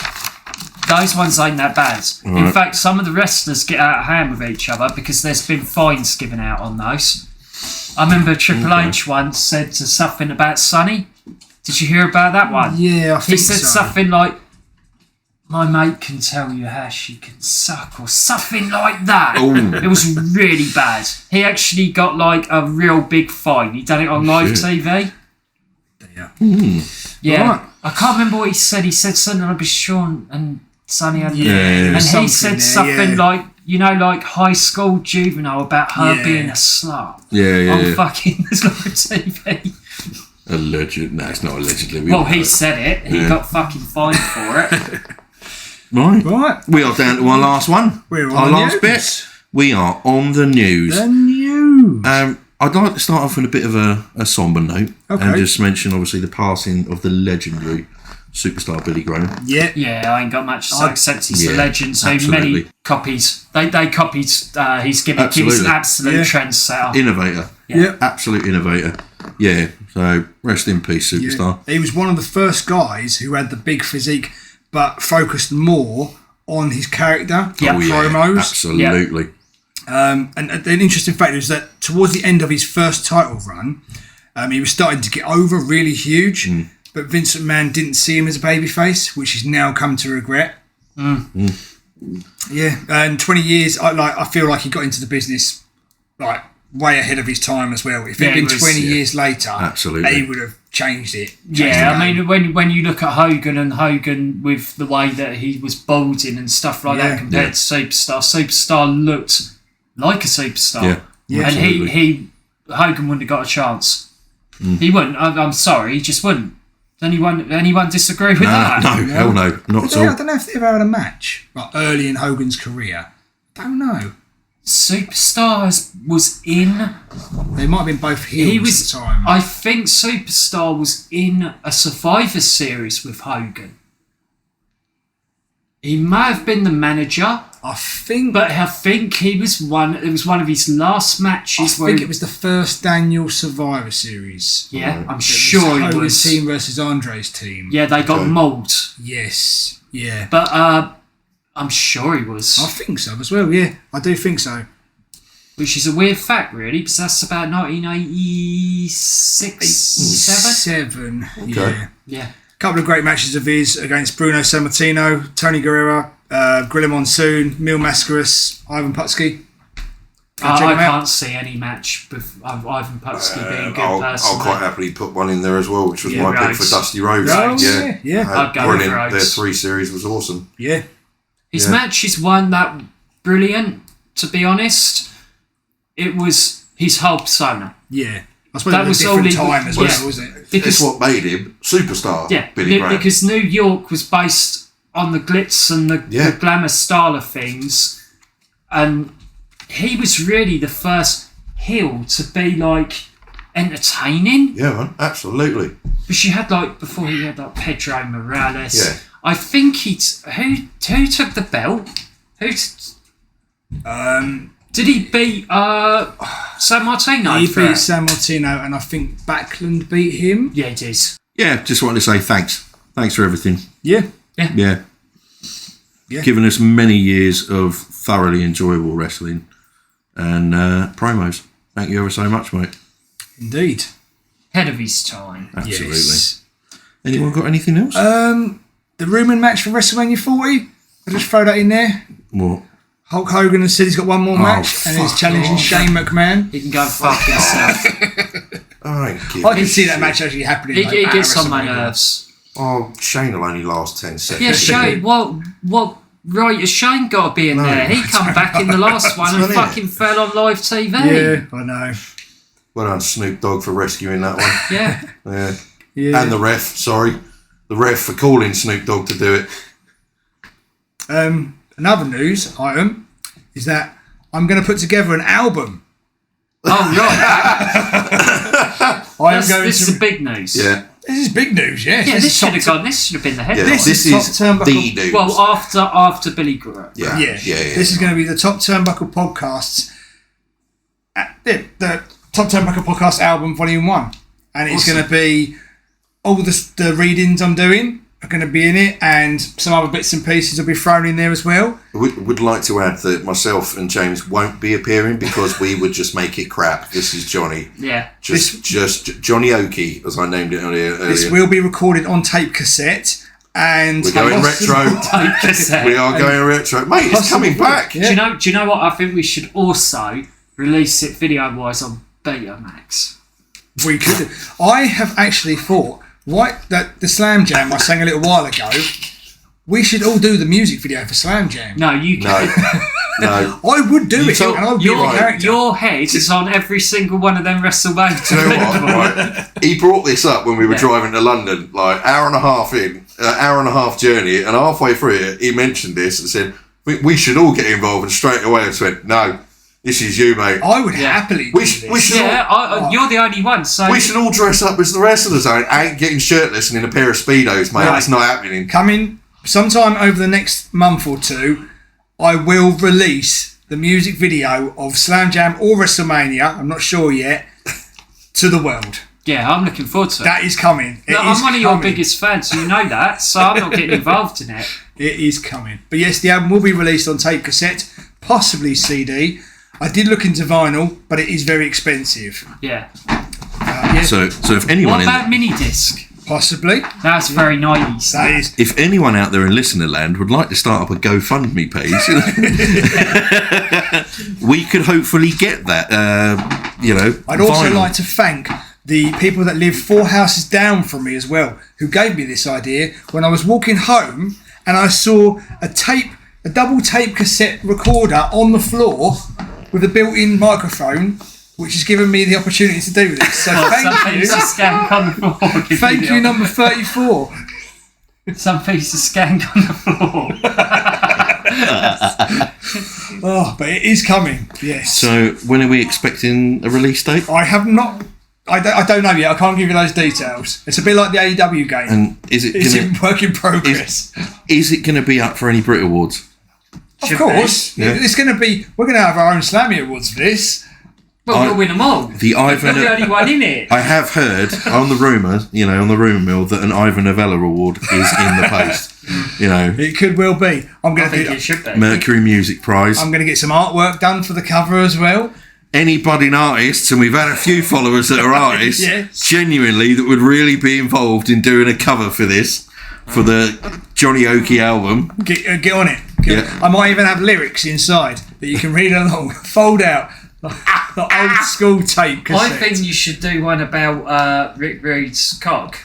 Like your own original. Make me own. Look at that. So having his theme tune music in the back and you singing about his cock. Right, I'm making a note of this. There you go. Right, I'm writing down Rick Rude's cock. I've already If anyone looks through his notes and sees all this, and then just in the bottom corner it says Rick Rude's cock. No, that's everywhere on Johnny's thing. Underline the word cock, not anything else. I am going to bring out my own song. Just on the top of his bicep there is a picture that does actually look like a set of nuts. Yeah. Is that Rick Rude's knob in between? It could well be. This is just opening up a whole nother... This is going to be a double tape cassette now. It's like the Now albums from the 80s, isn't it? Double cassette. How fucking long is that last one going to be? I thought you were going to say how long was his cock. Johnny knows. Well, how long's a tape cassette? 120 minutes? 90 minutes. Good 90 minutes on that last one. So I'm going to get this, I'm going to do this, and I'm going to smash this out. Yep. There we go. Lyrics, artwork, songs galore. It's coming. If you need to borrow the microphone, you can fucking do it. I think I may have to come round here and record it. I don't. Do you know what? To be honest, I'll just sit and watch. So I'll need to go and fucking hospital for laughing. Well, I've got my tape recorder I found at number 33. You have to get Paul Rose involved in this. I've already spoke to him about this. Yeah, right. Get involved, Paul. Stop fucking about. Yeah, this is coming. The worst quality. The tape quality isn't going to be great, is it? I could even give these away on the gifts. Like a surprise. It could be a competition prize. I could put it in a box. What are you supposed to just post it to someone randomly. The front cover should be Rick Rude's cock. Rick Rude, yeah. Your face on Rick Rude's body. Rick Rude coming up, when he comes up for the fucking awards or whatever, and you put yourself in there, you should be Mean Gene. Could you not be Mean Gene holding the towel looking down? Oh. Yes! You could be the towel. No! How did you? Look at if you stick me over his groin area, look at that, Stewie's Rick Rude's cock. Oh, dear. God, the possibilities are endless for this. Anyway. On other news. That's the best news we've ever done.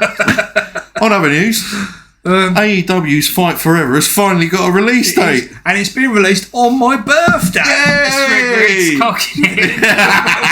No, he's a downloadable character. Off of Pornhub. Yes. So any fans out there, June 29th, if you want to buy it for me, feel free. GoFundMe. Number 2. I've heard it's fucking shit, guys. I'm not going to lie. Right. We were talking about this as well going to the gig, weren't we? Yes. Like the footage that they released to start with of obviously the Hangman Page and Kenny Omega match looked really good. Yeah. But have you seen the photos that have been leaked Yes, fucking terrible. of Eddie Kingston? I don't know. They have fucked him over royally. Have you seen the blood effects? Yeah. Have you watched the videos now? As people are able to play it now and review it. Some of them aren't too bad. Like I've watched one with you can get the skateboard and you can skateboard around the ring and things like that. I've heard it's shit. Some of it is okay. Yeah. Some of it looks alright. I think the gameplay is going to be like everyone I've listened to about it have said it's fun, and that's all that matters. It's a fun game. It's completely different to WWE games. It's just having a fun, having a laugh, and that's what it's about. One thing I will say, and I'm going to do this, right, on the count of 3, when I do count, I want you a yes or no. Are we going to buy it? 1, 2, 3. Nice. Yes. Get out. No, I don't even buy the WWE games. I do. I bought Well, I have 2022 just to see what the graphics were like on my Series X. But I'm going to get it. Nah. Speaking of AEW, obviously we've got the Collision news. Collision. Yeah, it's happening. That's a bit of Faith No More, then. I Isn't think. it? Yeah. Channeling his inner Mike Patton. Collision's finally happening, and obviously the big news is that Punk's coming. Yeah. Yeah. Yeah. I'm going to keep that bit short and sweet. I hope the shit's buried, and I hope it just, we're able to get a decent fucking show. I hope it works. Yeah, same here. Bring him back as a heel. That's what I say. Yeah. Bring him back as a heel, slanging off the fans for not supporting him, getting involved in it all, and I think it'll be great. Yeah. I'm looking forward to this show. Same. Yeah. Yeah. I just want the best for everyone, Same. really. It's going to be a show where there's going to be a lot of talent who haven't been used in a while. Yes. They're going to now be able to Absolutely. actually be on the show. Apparently, he wants to work with Jay White. I've heard Jay White, Samoa Joe, and Chris Jericho. That's what I've heard. Yeah. I've heard Jay White's the big one. Jay White, I've been so disappointed with He's him. good. So wasted at the moment. He is good, but he's been stuck in this feud with Ricky Starks. And he was even in the Battle Royal at the last pay-per-view. He's stagnated. Yeah. The problem with... I really like Ricky Starks. The problem with him is he must come out of the joke phase. Yeah. He's got this style about him that can come across, even when he's being serious, that he's almost like a joke. Yeah. Do you know what I mean? I liked him as a heel, and I would have preferred him to Same. stay as a heel for longer and then eventually swap over. Yeah. I don't like his entrance. A lot of people are like, oh yeah, that's really good. I hate the way he does that pose. I just think it's think lame. It makes so him lame. it makes him look like a joke immediately, and I just don't like it. My biggest surprise in AEW, and I've looked everywhere, and a lot of people have said this, is Jeff Jarrett. He has gone in there and he has stepped up. And every match he has had has been amazing. I've got to give you credit there. Yeah, you're absolutely right. He's gone in there, not being selfish or anything. He's not gone for himself. He's gone in there and he's made everyone look great. Yeah. The thing he's doing where he's going to the Briscoe's farm, he's riding this little tractor. Yeah, I've seen that. He's just incredible. I've never really... Is this where they were with Fuck the Revival? Yeah. They had a match with them, didn't they? Yeah, it's good. Yeah. That's been a good feud. Make him champion. I've never... No. Genuinely never really been a fan of Jeff Jarrett, but his work ethic and everything he's doing for the AEW company and, roster has been outstanding. His match with Orange Cassidy was amazing. Yeah. I quite liked him in TNA. I'm not going to lie. Even though everyone said, he kept the title for himself, King of the Mountain and all that early on. I quite liked him in TNA. Yeah, there's times when I liked him. Anyone else got anything more to add? No, I don't think so. I've got one more. Oh, one more. There was a slight congratulations to be... Congratulations. Yeah. Madcap Moss and Tanel Dashwood have got engaged. Oh, yeah. Yeah, I saw that today. Congratulations. Congratulations. Is that actually real or is it kayfabe? I believe it's real. Yeah. Yeah. Other than that, I'm fucking out of news, mate. Yeah. There's plenty of little things out there, but at the moment, nothing that I really want to talk about. Yeah. We did discuss briefly about an hour ago, before we went on a slight tangent off mic. This may actually be the last version of the recorded news. We think we're going to start doing it as a live video itself, and just start doing it as a live video on our Facebook page. I think the problem is that wrestling news happens so quickly that, I mean, it's Raw tomorrow, and all of our news could be outdated by something that happens within just hours, tomorrow. weeks, or days. Yeah. And we're going to do the promo as well. We're going to leave that, and we're going to... Each of us are going to record it, our own one, and then we're going to share it on the page. Yeah, I think it's... Don't be too critical. Don't expect any Oscar, or BAFTA performances here. No, we're just doing it it's for just a bit of fun, isn't it? Yeah. It's just a laugh. That is what the whole page is supposed to be. Yes. Fun. Fun. Get involved. It's not supposed to be like... What is fun? I wonder if some people know. Because some people, critique the wrestling business like it's so serious. It's, it's just a bit of fun. The only thing I got serious about is Tanahashi, but I think that's fair. Yeah, fair enough. 46-year-old man who no one my really love knows. of Danhausen. That's Mine was Koko Beware, I think. That's and Rick Rude's cup. Rick Rude's cup. Yeah. Right. What have shall we got? We go with next episode's topics? Yeah. And everything else? Right. Johnny's been looking forward to this. He told me these the other day. I think they've changed. I've changed them a little bit, yes. I have changed them a little bit. Right, we're going to do a UK special. Okay. Ooh. Yes. Our top 3 will be the best top 3 matches from ITV's World of Sport, which ran from 1955 to 1988. And you can find pretty much everything on YouTube. There's everything out there. Our best and worst will be from the WWF No Mercy 1999 pay-per-view held at the Manchester Arena in England, which was held on May 16th, 99.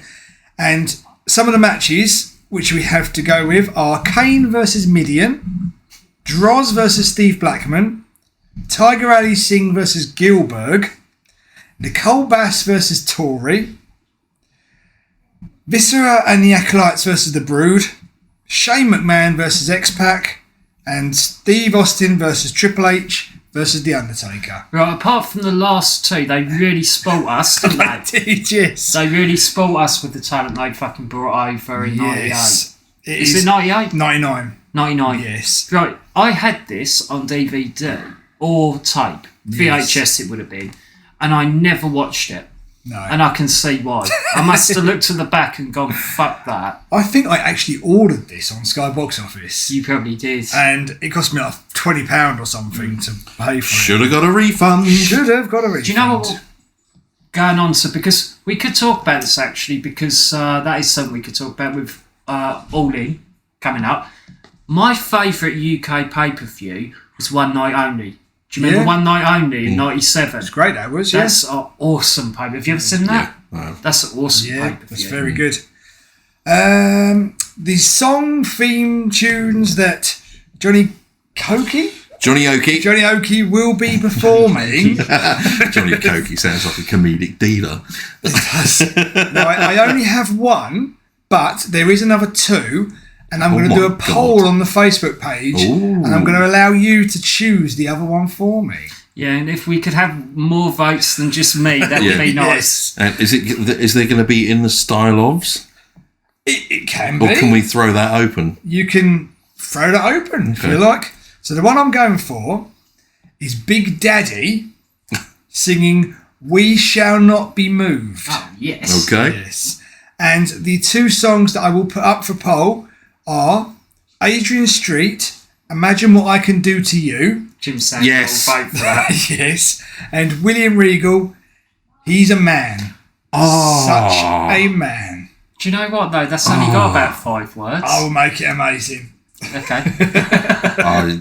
So I'm going to put those up there. And the watch-along. So I'm going to be stepping... I know what this is. This is brilliant. I'm stepping away from wrestling. Slightly. Right? And I'm going to the BBC to a television show. Yes! And the reason I've chose this is because one of the wrestlers from World of Sport actually appeared on an episode. Mm-hmm. And the episode is called Gas, right? The wrestler is called Brian Glover, and he plays Mr. Rottweiler. Yes! And the programme we'll be watching and reviewing is Bottom, with Rick Mail and Adrian Emerson. That's fine by me. Best thing ever. That is the loosest connection to a What review. Is that? That's one when they siphon off the next door neighbour's gas. Yes. Oh, I remember That's when the meter reader turns up and you can just gas man. Yeah, don't they kill him? Or hit him with the cherry? No, Who do they hit with the cherry? they tried to revive him with a hammer. They throw it on top of a bus. Stop giving it away. We already watched it. Yeah. But it's on Netflix, I can't so you remember can it. watch it. Yeah. Yeah. I've got them that's- all on DVD somewhere. I think I have as well somewhere. So yeah, that's it. There's our themes. It's a UK special. And Rick Rude's cock might be involved at some point. So there we go. I still ain't got over that, Johnny. I didn't expect you to talk about that when he was talking about What, the cock or bottom? Yeah, but he kept saying because I remember when Rick Rude won that award, so he goes, something really interesting's coming up now. And I was like watching it, and then he Look just at Rick Rude's cock. Yeah. Come on, have a look. Right then. Right, so that now leaves us Oh, this. with the rendition of Jessie and Festus Biscuits and Gravy in the style of James Blunt. It's gonna be awesome. Right, and I'm so glad I picked this. I need to just prepare myself, Did okay? you come up with JamesBlunt? So obviously I can't have the tune playing, so I'm going to be playing it in my ear so I know and I can sing along to it, okay?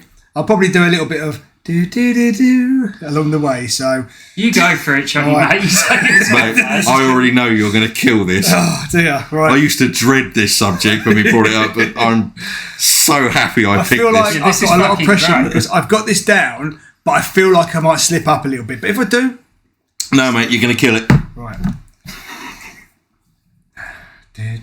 Oh, hang on. I'm not even there yet. Right. Biscuits and gravy made me a man. Biscuits and gravy made me all that I am. Oh, over and over. Whoa, wait a minute. I'm thinking the wrong bloody song. I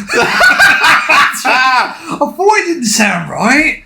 I'm singing the wrong song completely. That's Biscuits and Gravy, isn't it? Yeah, I'm singing the wrong James Blunt song. In the wrong... Right, I need to redo that. Oh, no, that's I thought it was good. It was good, but the other one's better. Okay. Okay. Right, Oh, are we leaving God. that in? Okay. Here we go. I'll put both of them on there, Stu. I have. Right, here we go.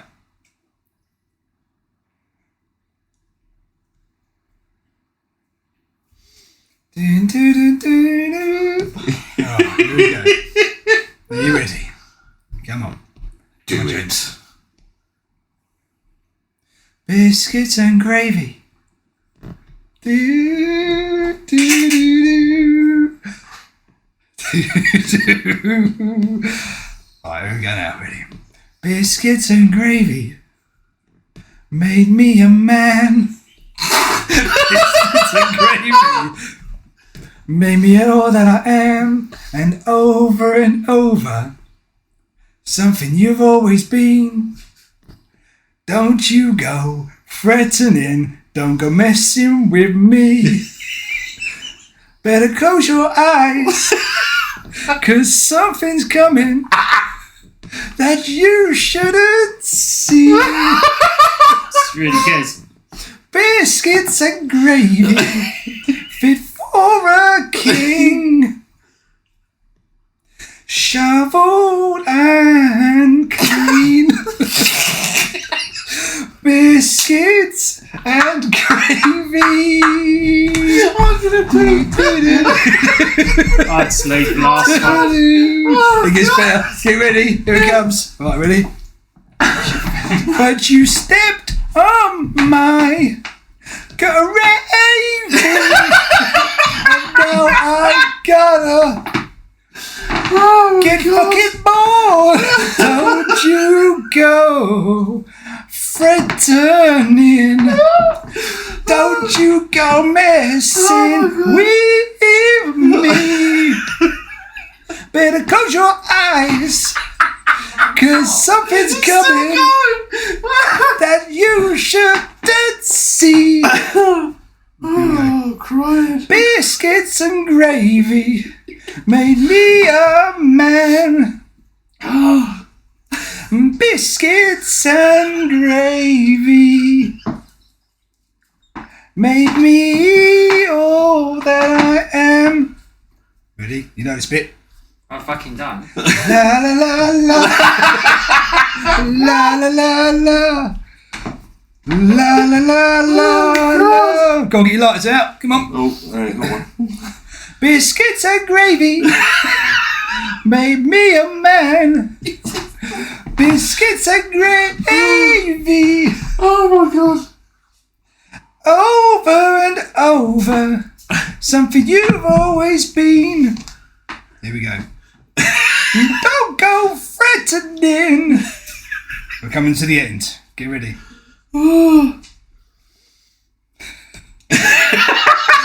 Don't go messing with me. Biscuits and gravy. I gotta give that a clap. Oh, mate. Well done, I'd sleep. I had to stand up. I thought I was going to piss myself. Do you know what though? Do you know what I think you should do? I think that you should let him do it again and film it. Oh, God. I'll stand up by the door and do it if you want. Oh, there we go, folks. Here we go. There endeth episode 18 of Top Turnbuckle Podcast by the beautiful sounds of Jonny Oki. Thanks as always for getting involved, everyone who took the time to get involved with our top threes and our best and worst of. I just wanted also to do a quick shout out to our, wonderful sponsors of 3 Count Wrestling merchandise. Please go and check them out. Our wonderful collaborators for t-shirts, Easy Way merchandise. And while the deal is, the discount code is still available, Wrestling Megastore UK. Please go and check all of them out. Go and show them some love. Get involved with what they do and support fantastic local. Get on it. Indie trades. Yes. So yeah, once again, also thanks to Ellie Wilson for sending us those wonderful prints. And thank you very much to you two as well. It's alright, mate. Yes. And as always, thanks ever so much for listening. Yes, and in the words of James Blunt, you're all beautiful. Come watch fucking Rick Rude's cock. Wash it or watch it. Same thing. It's up to you. Yeah. Take care, everyone, and see you in a month's time for episode 19. Yes. From me, Stu. Me, Jonny Large, mate. And me, James. And me, Rick Rude's cock. Thanks a lot, guys. See you later. Bye. Bye. Rick Rude's dick.